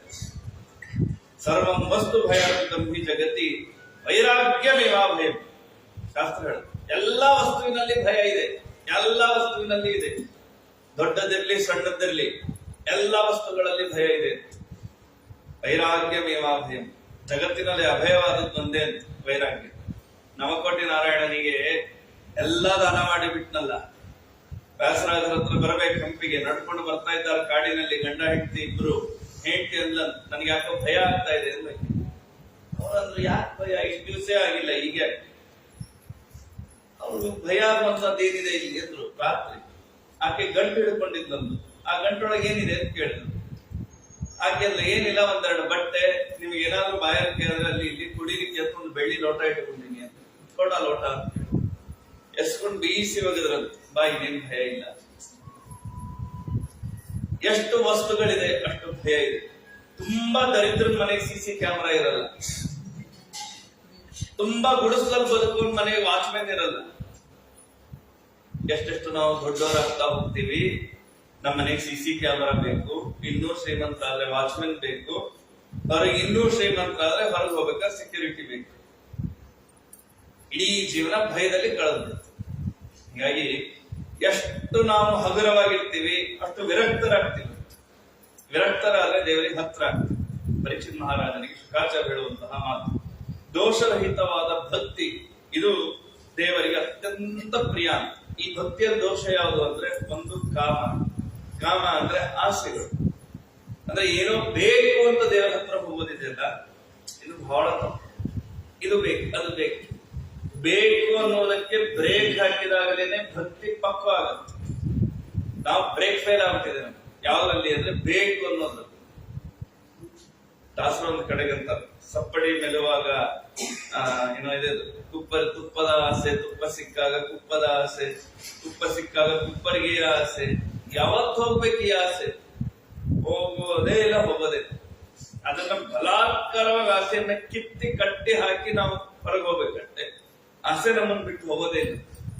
ಏನಿದ್ರು ಒಂದು ಆಸೆ ಬರುತ್ತೆ, ಏನಿದ್ರು ಒಂದು ಬರುತ್ತೆ, ದಿನ ಬರುತ್ತೆ. ಎಲ್ಲ ಸಿಕ್ಕ ಮೇಲೆ ಇನ್ನೊಂದು ಏನೋ ಮನಸ್ಸು ನೋಡುತ್ತೆ, ಕಣ್ಣು ನೋಡುತ್ತೆ. ಇವೆಲ್ಲ ಮತ್ತೆ ಆಕರ್ಷಣೆ ಮಾಡ್ತಾರ ನೋಡ್ರಿ. ವ್ಯಾಪಾರ ಮಾಡೋರು ಇದೇ ಕೆಲಸ. ಏನ್ ಮಾಡ್ತಾರ ಅವರು? ಆಸೆ ಹುಟ್ಟಿಸ್ತಾರ ನಮಗೆ. ಈ ಅಡ್ವರ್ಟೈಸ್ಗಳದ್ದೆಲ್ಲ ಏನ್ ಕೆಲಸ? ಆಸೆ ಹುಟ್ಟಿಸುತ್ತೆ ನಮಗೆ. ಆಸೆ ಪಡ್ತೀವಿ, ಆಮೇಲೆ ದುಃಖ ಪಡ್ತೀವಿ. ವಸ್ತು ತಗೋಬೇಕು, ತಗೊಳ್ಳೋವರೆಗೂ ಅದರ ಬಗ್ಗೆ ಹಂಬಲ, ತಗೊಂಡ ಮೇಲೆ ಉಳಿಸ್ಕೋಬೇಕು, ಅದು ಕೆಟ್ಟ ಹೋದ್ರೆ ದುಃಖ. ಇಷ್ಟರಲ್ಲಿ ಸಂಸಾರ ಮುಗಿದೋಗುತ್ತೆ. ಆದ್ದರಿಂದಾಗಿ ದೇವರಂತ ಶುಕಾಚಾರ್ಯ ಹೇಳ್ತಾರೆ, ದೋಷರಹಿತವಾದ ಭಕ್ತಿಯನ್ನ ಮಾಡಿ. ಇದು ದೇವರಿಗೆ ಅತ್ಯಂತ ಪ್ರಿಯ. ಬೇಗ ಪ್ರಸನ್ನನಾಗ್ತಾನೆ. ಇದಕ್ಕೆ ಸಾಕ್ಷಿ ನಾಭಿಕಮಲದಲ್ಲಿ ಹುಟ್ಟಿ ಅಲ್ಲಿಯೇ ಕುಳಿತಾರೆ ಬ್ರಹ್ಮದೇವರು ಜಗತ್ತನ್ನ ಸೃಷ್ಟಿ ಮಾಡಬೇಕಾದ್ರೆ ಆಲೋಚನೆ ಮಾಡಿದ್ರಂತೆ. ಏನು ಜ್ಞಾನ ಬರಲಿಲ್ಲ, ತಪ ತಪ ಅಂತ ಒಂದು ಅಶರೀರವಾಣಿ ಆಯ್ತು. ತಪ ತಪ ಅಂತ ಅಶರೀರವಾಣಿ ಆಯ್ತು. ಬ್ರಹ್ಮದೇವರು ಈ ಮಾತವನ್ನ ಯಾರು ಹೇಳಿದ್ದಾರೆ ಅಂತ ಅದೆಲ್ಲ ಹುಡುಕಿದ್ರು, ಯಾರು ಕಾಣಿಸ್ತಿಲ್ಲ. ಪುನಃ ಅಲ್ಲೇ ಒಳಗಿಳಿದು ಹೋದ್ರು, ಏನು ಅವರಿಗೆ ಸುಳಿವೇ ಸಿಗ್ಲಿಲ್ಲ. ಆಮೇಲೆ ಪರಮಾತ್ಮನ ದರ್ಶನ ಆಯ್ತು. ಕ್ಷೇತ್ರದ್ವೀಪದಲ್ಲಿ ಇರುವಂತಹ ಆ ಪರಮಾತ್ಮನ ದರ್ಶನವನ್ನ ನೋಡ್ತಾ ಬ್ರಹ್ಮದೇವರ ಆನಂದದಿಂದ ನಮಸ್ಕಾರವನ್ನ ಮಾಡ್ತಾರೆ. ಹೀಗಾಗಿ ಜೀವನದಲ್ಲಿ ಬ್ರಹ್ಮದೇವರೇ ಕೇಳಿದ ಮೊದಲ ಮಾತು ತಪಸ್ಸನ್ನ ಮಾಡ. ತಪ ನಾವು ತೆಗೆದು ಹೋಗ್ಬೇಕು ತಪಸ್ಸಿನ. ಇದನ್ನ ಶುಕಾಚಾರ್ಯರು ಹೇಳ್ತಾರೆ. ಹೀಗೆ ಆ ಅದ್ಭುತವಾದಂತಹ ವಿವರಣವನ್ನ ದ್ವಿತೀಯ ಸ್ಕಂದದಲ್ಲಿ ಹೇಳಿ, ಆಮೇಲೆ ಅಹಮೇವಾಗ್ರೆ ನಾಣ್ಯದನ್ಯ ಸದಸತ್ಪರಂ ಪಶ್ಚಾದಹಂ ತ್ವಮೇತಚ್ಚ ಯೋಗಶಿಷ್ಯೇತ ಸೋಸ್ಮ್ಯಹಂ. ದೇವರು ಹೇಳ್ತಾನೆ, ಸೃಷ್ಟಿಗಿಂತ ಮೊದಲು ನಾನಿದ್ದೆ, ಸೃಷ್ಟಿಯ ನಂತರದಲ್ಲಿಯೂ ನಾನೇ ಇರ್ತೀನಿ. ಯಾರು ಇಲ್ಲ, ಅವನೇ ಅನಾದಿ ಕಾಲದಿಂದ ಒಬ್ಬನೇ. ನೋಡಿ, ಏಕಚಕ್ರಾಧಿಪತ್ಯ ಇಡೀ ಜಗತ್ತಿನಲ್ಲಿ. ಎಲೆಕ್ಷನ್ನೇ ಇಲ್ಲ ದೇವರ ಸ್ಥಾನಕ್ಕೆ. ಸರ್ವೋತ್ತಮ ದೇವರು, ಅವನಿಗೆ ಸಮಾನರಾದವರು ಇನ್ನೊಬ್ಬರಿಲ್ಲ. ಅವನಿಗೆ ಆಯುಷ್ಯ ಮುಗಿದ್ದು ಇಲ್ಲ. ಎಲ್ಲರ ಕಾಲವನ್ನ ಅವನು ತೀರ್ಮಾನ ಮಾಡ್ತಾನೆ. ಅವನು ಕಾಲಕ್ಕೆ ಬದ್ಧನಾಗಿ ಇಲ್ಲ. ಪರಮಾತ್ಮ ನಿತ್ಯ ಮುಕ್ತಳು ಲಕ್ಷ್ಮೀದೇವಿ, ನಿತ್ಯ ಮುಕ್ತ ಪರಮಾತ್ಮ. ಪರಮಾತ್ಮನಿಗೆ 16 ವಯಸ್ಸು, ಅದನ್ನ ದಾಟಿ ಹೋಗೋದೇ ಇಲ್ಲ. ಪರಮಾತ್ಮ ಯಾವಾಗಲೂ ತಾನು ಅಪ್ರಾಕೃತವಾದ ಶರೀರದಿಂದ ಇಡೀ ಜಗತ್ತಿನ ವ್ಯಾಪಾರವನ್ನ ಪರಮಾತ್ಮ ಮಾಡ್ತಾನೆ. ಇಂತಹ ಪರಮಾತ್ಮನ ಸರ್ಗ ವಿಸರ್ಗ ಸ್ಥಾನ ಪೋಷಣ ಮನ್ವಂತರ ಈಶಾನಕಥ ನಿರೋಧ ಇವೆಲ್ಲ ಮುಕ್ತಿ ಆಶ್ರಯ ಇವೆಲ್ಲವನ್ನ ಭಾಗವತ ಹೇಳ್ತಾ ಹೋಗುತ್ತೆ ದ್ವಿತೀಯ ಸ್ಕಂದದಲ್ಲಿ. ಇಂತಹ ಪರಮಾತ್ಮನ ಆ ಮನ್ವಂತರದ ಕಥೆ, ಈಶನ ಕಥೆ, ನಿರೋಧ, ಮುಕ್ತಿ. ಏನು ಮುಕ್ತಿ ಅಂದ್ರೆ ಒಂದು ದೇವರು ಇಷ್ಟಿದ್ದಾಗ ಜೀವ ಎಷ್ಟು ಸೂಕ್ಷ್ಮ ಇದ್ದಾಗ ಗೊತ್ತಾ? ಜೀವ ಅತಿ ಸೂಕ್ಷ್ಮ ಜೀವ. ಅವನಿಗೆ ಒಂದು ಸಣ್ಣ ಸ್ವರೂಪ ದೇಹ ಇದೆ. ಜೀವ ಎಷ್ಟು ಸೂಕ್ಷ್ಮ ಇದ್ದಾನೆ ಅಂದ್ರೆ ಪರಮಾಣುವಿನಷ್ಟಿದ್ದಾನೆ ಅಂತ ಶಾಸ್ತ್ರ ಹೇಳುತ್ತೆ. ಪರಮಾಣು ಅಂದ್ರೆ ಎಷ್ಟು ಅಂದ್ರೆ, ಎಲ್ಲ ಮೈಸೂರಲ್ಲಿರೋ ಕುದುರೆ ನೋಡಿರ್ತೀವಿ. ಕುದುರೆ ಬಾಲದ ಕೂದಲು ಒಂದನ್ನ ಅಡ್ಡ ಸೀಳಿದ್ರೆ ಅದರಲ್ಲಿ 6ನೇ 1 ಭಾಗ ಎಷ್ಟು ಚಿಕ್ಕದಾಗಬೇಕೋ ಅಷ್ಟು ಸೂಕ್ಷ್ಮ ಜೀವ ಇದೆ. ಆ ಜೀವನಿಗೆ ಒಂದು ಸ್ವರೂಪ ದೇಹ ಇದೆ ಅಂದ್ರೆ ಆ ಜೀವನಿಗೆ ಕೈ ಕಾಲು ಕಣ್ಣು ಮೂಗು ಎಲ್ಲ ಇದೆ. ನೋಡಿ ಎಷ್ಟು ಸೂಕ್ಷ್ಮ. ಅದರ ಮೇಲೊಂದು ಲಿಂಗ ದೇಹ ಇದೆ. ಈ ಲಿಂಗ ದೇಹ ಅನಾದಿ ಕಾಲದಿಂದ ಇದೆ. ಇದರ ಮೇಲೊಂದು ಅನಿರುದ್ಧ ದೇಹ ಇದೆ. ಇದರ ಮೇಲೆ ಸ್ಥೂಲ ದೇಹ ಇದೆ. ಈ ಸ್ಥೂಲ ದೇಹ ಪ್ರತಿ ಜನ್ಮಕ್ಕೆ ಚೇಂಜ್ ಆಗುತ್ತೆ. ಲಿಂಗ ದೇಹ ಒಳಗೆ ಇರುತ್ತೆ. ಹೀಗಾಗಿ ಜನ್ಮಾಂತರಿ ಸಂಸ್ಕಾರಗಳೆಲ್ಲ ಮುಂದಿನ ಜನ್ಮಕ್ಕೂ ಬರತ್ತಂತ ಒಂದೊಂದ್ಸರಿ. ಈ ಲಿಂಗ ದೇಹ ಒಡೆಯುತ್ತೆ ಯಾವಾಗ ವಾಸುದೇವ ರೂಪಿಯಾದ ಪರಮಾತ್ಮನ ಅನುಗ್ರಹ ಆದಾಗ. ನಿನ್ನೆ ಹೇಳಿದಂತೆ ವಿರಜಾ ನದಿಯಲ್ಲಿ ಸ್ನಾನ ಮಾಡಿದಾಗ ಲಿಂಗ ದೇಹ ಒಡೆಯುತ್ತೆ. ಈ ಅಂಗಾರಕ ಚತುರ್ದಶಿ ಅಂತ ಹೇಳ್ತಾರೆ. ನೀವು ನೋಡ್ಬೇಕು, ಉಡುಪಿಯಲ್ಲಿ ಅಂಗಾರಕ ಚತುರ್ದಶಿಯ ದಿನ ಸ್ನಾನ ಮಾಡಬೇಕು. ಉಡುಪಿಯ ಹತ್ತಿರ ಕೃಷ್ಣ ಅಂಗಾರಕ ಚತುರ್ದಶಿ, ಕೃಷ್ಣ ಪಕ್ಷ ಮಂಗಳವಾರ, ಚತುರ್ದಶಿ ಬಂದ್ರೆ ಕೃಷ್ಣ ಅಂಗಾರಕ ಚತುರ್ದಶಿ. ಅವತ್ತು ಅಲ್ಲಿ ಸ್ನಾನ ಮಾಡಿದ್ರು. ಅದು ಒಂದೇ ಒಂದು ಪ್ರದೇಶ ಇದೆ, ನಾ ಒಂದು ಸರಿ ಹೋಗಿದ್ದೀನಿ. ಅಲ್ಲಿ ನೀವು ಹಿಂಗೆ ಕಿವಿ ಮುಚ್ಚಿ ಮುಳುಗಿದ್ರೆ ಪಾಪಗಳು ಸುಡುವ ಶಬ್ದ ಕೇಳಿಸುತ್ತೆ. ಚಟ ಚಟ ಚಟ ಶಬ್ದ ಬರುತ್ತೆ, ಪಾಪ ಸುಡತ್ತಂತ. ಹಾಗೆ ಈ ನದಿಯಲ್ಲಿ ಮುಳುಗಿದ್ರೆ ಪಾಪ ಸುಡೋದಾದ್ರೆ, ವಿರಜಾ ನದಿಯಲ್ಲಿ ಮುಳುಗಿದ್ರೆ ಲಿಂಗ ದೇಹ ಟಪ್ಪಂತ ಹೊಡೆಯುತ್ತೆ. ಹೊಡೆದ ಮೇಲೆ ಅವನಿಗೆ ಮುಕ್ತಿ ಆಗತ್ತೆ. ವಾಸುದೇವ ರೂಪಿಯಾದಂತಹ ಪರಮಾತ್ಮ ತಾನು ಕರೆದುಕೊಂಡು ಹೋಗಿ ಅವನಿಗೆ ಉದ್ಧಾರವನ್ನ ಮಾಡ್ತಾನೆ. ಅಲ್ಲಿವರೆಗೂ ಬಂಧನ ಇದೆ ನಮಗೆ. ಎಲ್ಲಿವರೆಗೂ ಲಿಂಗ ದೇಹ ಇದೆ ಅಲ್ಲಿವರೆಗೂ ಬಂಧನ. ಹೀಗಾಗಿ ಈ ಪರಮಾತ್ಮನ ಮುಕ್ತಿಗಾಗಿ ದೇವರನ್ನು ಯಾಕೆ ಉಪಾಸನೆ ಮಾಡಬೇಕು? ಕೆಲವರಿಗಿದೆ, ಅವರನ್ನು ತುಂಬಾ ಹೊಗಳ್ಬೇಕು. ಯಾಕೆ ಹೊಗಳ್ಬೇಕು ಅಂದ್ರೆ ಅವ್ರಿಗೆ ಸಂತೋಷ ಆಗತ್ತೆ ಅಂತ. ಹಂಗ ನಾವು ದಿನಾ ದೇವರ ಸ್ತೋತ್ರ ಮಾಡ್ಬೇಕು. ಯಾಕೆ? ದೇವರಿಗೆ ಸಂತೋಷ ಆಗಲಿ, ಅದಕ್ಕೆ ನನಗೇನ್ ಲಾಭ? ನಮ್ಗೆಲ್ಲ ಕೊನೆಗೆ ಒಂದು ಪ್ರಶ್ನೆ ಏನಿದೆ ಅಂದ್ರೆ, ನನಗೇನ್ ಲಾಭ? ಪ್ರಯೋಜನ ಮನುದ್ದೇಶ ನಮಂದೋಪಿ ಪ್ರವರ್ತತೆ. ಒಂದು ಪ್ರಯೋಜನ ಇಲ್ಲ ಅಂದ್ರೆ ಯಾವ ಮನುಷ್ಯ ಪ್ರವರ್ತನ ಆಗಲ್ಲ. ಹಾಗಾದ್ರೆ ನಾವು ಲಾಭ ಏನಿದೆ ಅಂದ್ರೆ, ದೇವರಂತಾನೆ ನಿಮಗೆ ಸ್ವರೂಪಾನಂದವನ್ನು ಕೊಡ್ತೇವೆ. ಸುಖ ಅಂತ ಯಾವ್ದನ್ನ ಅನ್ಕೊಂಡಿದ್ದೀವಿ ನಾವು, ಅದು ಸುಖನೇ ಅಲ್ಲ. ಯಾವ ಸುಖ? ಏನೋ ನೋಡೋದು, ಏನೋ ತಿನ್ನೋದು, ಏನೋ ಕುಡಿಯೋದು, ಇವೆಲ್ಲ ಸುಖ ಅಲ್ಲೇ ಅಲ್ಲ. ಸುಖ ದೇವ್ರ ತನ್ನ ಹತ್ರ ಇಟ್ಕೊಂಡ್ಬಿಟ್ಟಾನ. ಒರಿಜಿನಲ್ ಸುಖ, ಡೂಪ್ಲಿಕೇಟ್ ಜಗತ್ತಲ್ಲಿ ಬೇಕಾದಷ್ಟು ಸಿಗತ್ತೆ. ಇವೆಲ್ಲ ನಾವು ಅನುಭವಿಸ್ತಾ ಇದೀವಲ್ಲ, ಏನೋ ನೋಡಿ ಸಂತೋಷ ಪಡ್ತೀವಿ, ಕೇಳಿ ಸಂತೋಷ ಪಡ್ತೀವಿ, ತಿಂದು ಭೋಗಿಸಿ. ಇದ್ಯಾವುದು ಸುಖ ಅಲ್ಲ, ಸ್ವರೂಪಾನಂದ. ಇಲ್ಲಿ ಆಗೋದೇ ಇಲ್ಲ. ನಮ್ಗೆ ಆಗತ್ತೆ. ಯಾವಾಗ ಆಗತ್ತೆ ಗೊತ್ತಾ? ನಿದ್ದೆ ಮಾಡ್ಬೇಕಾದ್ರೆ ಆಗುತ್ತೆ, ಆದ್ರೆ ಅವಾಗ ಎಚ್ಚರನೇ ಇರಲ್ಲ. ಎದ್ಮೇಲೆ ಇಷ್ಟೊತ್ತು ಮಲಗಿದ್ದೆ ಅಂತ ಜ್ಞಾನ ಆಗತ್ತೆ. ಮಲಗಿದಾಗ ನಾನು ಈಗ ಮಲಗಿನಿ ಜ್ಞಾನ ಆಗಲ್ಲ. ತುಂಬಾ ವಿಚಿತ್ರ ಇದೆ. ಈಗ ಪ್ರವಚನಕ್ಕೆ ಕೂತೀರಿ, ನಿಮ್ಗೆಲ್ಲ ನಾನು ಪ್ರವಚನಕ್ಕೆ ಕೂತೀನಿ ಅನ್ನೋ ಜ್ಞಾನ ಇದೆ ಇಲ್ಲ. ಆಗ ನಿದ್ದೆ ಮಾಡ್ಬೇಕಾದ್ರೆ ನಾನು ನಿದ್ದೆ ಮಾಡ್ತಾ ಇದ್ದೀನಿ, ನಿದ್ದೆ ಮಾಡ್ತೀನಿ, ಜ್ಞಾನ ಬರಲ್ಲ. ಅವಾಗ ಸ್ವರೂಪಾನಂದದ ಒಂದು ಚೂರು ರುಚಿ ಹತ್ತದ. ಆದ್ರೆ ಅದು ನಮ್ಗೆ ಈಗ ಅನುಭವಕ್ಕೆ ಆಗ್ತಾರೆ. ಮೋಕ್ಷದಲ್ಲಿ ದೇವರಿಟ್ಟಿದ್ದಾನ. ಆ ಸ್ವರೂಪಾನಂದವನ್ನ ನಮಗಾಗಿ ಕರುಣಿಸುವುದಕ್ಕಾಗಿ ಪರಮಾತ್ಮ ಮುಕ್ತಿಯಲ್ಲಿ ನಮಗಾಗಿ ಸೀಟಿಟ್ಟಿದ್ದಾನೆ. ನೀವೆಲ್ಲ ಬಂದಿರಲ್ಲ ಭಾಗವತ ಕೇಳಲಿಕ್ಕೆ, ಗ್ಯಾರಂಟಿ ಮುಕ್ತಿ ಆಗೋ ಯೋಗ್ಯತೆ ಇದೆ ಅಂತ ಅರ್ಥ. ಅದಕ್ಕೆ ಬಂದಿದ್ದೀರಿ. ಆದ್ರೆ ಈ ಪ್ರಯತ್ನ ನಿರಂತರ. ಆ ಪ್ರಯತ್ನ ನಿರಂತರ ಆದಾಗ ಮಾತ್ರ ಭಗವಂತನಲ್ಲಿ ನಾವು ಭಕ್ತಿಯನ್ನ ಮಾಡಿ ಮುಕ್ತಿಯನ್ನ ಪಡೀಲಿಕ್ಕೆ ಸಾಧ್ಯ. ಇಂತಹ ಪರಮಾತ್ಮನ ಭಕ್ತಿಯನ್ನ ಪಡೆದು ಕೊನೆಗೆ ಒಂದು ಮಾತನ್ನ ಹೇಳ್ತಾರೆ. ರಾಜ್ಞಾ ಪರೀಕ್ಷಿತ ಪೃಷ್ಟೋ ಯದವಾದೀ ಮಹಾಮುನಿ ತದ್ವೋಭಿಲಾಸ್ಯ ಶೃಣುತ ರಾಜ್ಞಾ ಪ್ರಶ್ನಾನುಸಾರತಃ. ಇಂತಹ ಪರೀಕ್ಷಿತ್ ಮಹಾರಾಜ ಮಾಡಿದಂತಹ ಪ್ರಶ್ನೆ ಶುಕಾಚಾರ್ಯ ತಡವರಿಸದೆ ಉತ್ತರ ಕೊಟ್ಟರು. ಎಂತೆಂತಹ ಅಪರೂಪದ ವಿಚಾರ. ಹೇಗೆ ಕೇಳಬೇಕು ಅಲ್ಲಿಂದ ಸ್ಟಾರ್ಟ್ ಆಗಿದ್ದ ಭಾಗವತ. ನಾವು ಏನನ್ನ ಕೇಳಬೇಕು, ಏನ್ ಜಪ ಮಾಡಬೇಕು, ಅಲ್ಲಿಂದ ಏನ್ ಕೇಳಬೇಕು, ಕೇಳಬೇಕಾದ್ರೆ ಹೆಂಗ್ ರೆಡಿ ಆಗ್ಬೇಕು, ಹೆಂಗ್ ಧ್ಯಾನ ಮಾಡಬೇಕು, ಧ್ಯಾನ ಅಂದ್ರೇನು, ಧಾರಣ ಅಂದ್ರೇನು, ಯಾವ ದೇವರನ್ನು ಉಪಾಸನೆ ಮಾಡಬೇಕು, ಹೆಂಗ್ ಉಪಾಸನೆ ಮಾಡಬೇಕು, ಯಾವ ರೀತಿಯಾಗಿ ಉಪಾಸನೆ ಮಾಡಿದ್ರೆ ದೇವರು ನಮಗೆ ಸಿಗ್ತಾನೆ, ಆ ಉಪಾಸನೆ ಮಾಡ್ಬೇಕಾದ್ರೆ ನಾವು ಹೆಂಗ ಬೇರೆದನ್ನೆಲ್ಲ ಹೊರಗಿಡಬೇಕು, ಉಪಾಸನೆಯನ್ನು ಮಾತ್ರ ಹೆಂಗ್ ಒಳಗಿಟ್ಕೋಬೇಕು. ಒಟ್ಟಾರೆ ದ್ವಿತೀಯ ಸ್ಕಂದ ಒಂದು ಧ್ಯಾನದ ವಿಶಿಷ್ಟ ಕ್ರಮವನ್ನ ದ್ವಿತೀಯ ಸ್ಕಂದ ಹೇಳುತ್ತೆ. ಇದನ್ನ ಮಾಡ್ತಾ ಮಾಡ್ತಾ ಮಾಡ್ತಾ ಮಾಡ್ತಾ ಪರಮಾತ್ಮನಲ್ಲಿ ನಮಗೆ ವಿಚಿತ್ರವಾದ ದಾಸ್ಯ ಭಾವನೆ ಬಂದು ನಾವು ನಮ್ಮನ್ನ ಪರಮಾತ್ಮನಲ್ಲಿ ಸಮರ್ಪಣೆ ಮಾಡಿಕೊಂಡಾಗ ದೇವರು ಮುಕ್ತಿ ಕೊಡ್ತಾನೆ. ಈ ಆತ್ಮನಿವೇದನೆ ಬಗ್ಗೆ ನಿನ್ನೆ ಹೇಳಿದ ನವವಿಧವಾದ ಭಕ್ತಿಯಲ್ಲಿ ಕೊನೆಯದು ಆತ್ಮನಿವೇದನೆ. ಆತ್ಮನಿವೇದನೆ ಅಂದ್ರೆ ಏನು? ದೇವರ ಮನೆಯಲ್ಲಿ ಫ್ಯಾನಿಗೆ ಉರ್ಲಾಕೊಳ್ಳೋದು ಆತ್ಮನಿವೇದನೆ ಅಲ್ಲ. ದೇವರ ಮನೆಯಲ್ಲಿ ವಿಷ ಕುಡಿಯೋದು ಆತ್ಮನಿವೇದನೆ ಅಲ್ಲ. ಆತ್ಮನಿವೇದನೆ ಅಂದ್ರೆ ನನ್ನ ಸಮರ್ಪಣೆ ಮಾಡ್ಕೊಳ್ಳೋದು. ಗಂಗಾ ನದಿಯಲ್ಲಿ ಬಿದ್ದು ಬಿಡೋದು. ಇದು ಆತ್ಮನಿವೇದನೆ ಅಲ್ಲೇ ಇಲ್ಲ ಇದು. ಅದಕ್ಕೆ ಮಹಾಪಾಪ ಇದೆ, ಪ್ರೇತ ಜನ್ಮ ಬರುತ್ತೆ. ಯಾರು ನಮಗೆ ನಾವು ಸಾಯ್ಲಿಕ್ಕಲ್ಲ. ಮಹಾಭಾರತ ಹೇಳುತ್ತೆ, ಒಂದು ಸೊಳ್ಳೆ ಕೊಲ್ಲಿಕ್ ನಮಗೆ ಅಧಿಕಾರ ಇಲ್ಲ. ದೊಡ್ಡ ದೊಡ್ಡದನ್ನ ಬಿಡ್ರಿ, ಆಲೌಟ್ ಹಾಕಿಸ್ಕೊಂಡು ಯಾರ್ಯಾರು ಮಲಗ್ತೀರಿ. ಕೆಲವು ಆಲೌಟ್ಗಳೇನು, ಕೆಲವೆಲ್ಲ ಬಂದಿವೆ ಲಿಕ್ವಿಡ್, ಹೊರಗೆ ಹೋಗ್ತಾವ ಸೊಳ್ಳೆ ಅಂತ ಹಚ್ಕೊಳ್ರಿ. ಸಾಯಿಸುವಂತಹ ಲಿಕ್ವಿಡ್ ಗಳನ್ನ ಹಚ್ಚಿ ಮಲಗಿದ್ರೆ ಅದಕ್ಕೆ ಪಾಪ ಇದೆ ತಿಳ್ಕೊಂಡು. ಒಂದು ಸೊಳ್ಳೆ ನಮಗ್ ಕೊಲ್ಲಿಕ್ಕೆ ಅಧಿಕಾರ ಇಲ್ಲ. ಯಾಕಂದ್ರೆ ಸೊಳ್ಳೆ ಪುನಃ ಜೀವ ಕೊಡ್ಲಿಕ್ಕೆ ಸಾಧ್ಯ ಇಲ್ಲ. ಒಂದು ಸೊಳ್ಳೆ ಕೊಲ್ಲಿಕ್ಕೆ ಅಧಿಕಾರ ಇಲ್ಲ ಅಂದ್ರೆ ಇಷ್ಟು ಉತ್ತಮ ದೇಹ ಬಂದಾಗ ಏನೋ ಬೇಜಾರಾಯ್ತು ಅಂತ ಪ್ರಾಣ ಬಿಡ್ತಾರೆ. ಸಣ್ಣ ಸಣ್ಣ ವಿಷಯಕ್ಕೆ ಪ್ರಾಣ ಬಿಡ್ತಾರೆ, ಅಧಿಕಾರವೇ ಇಲ್ಲ.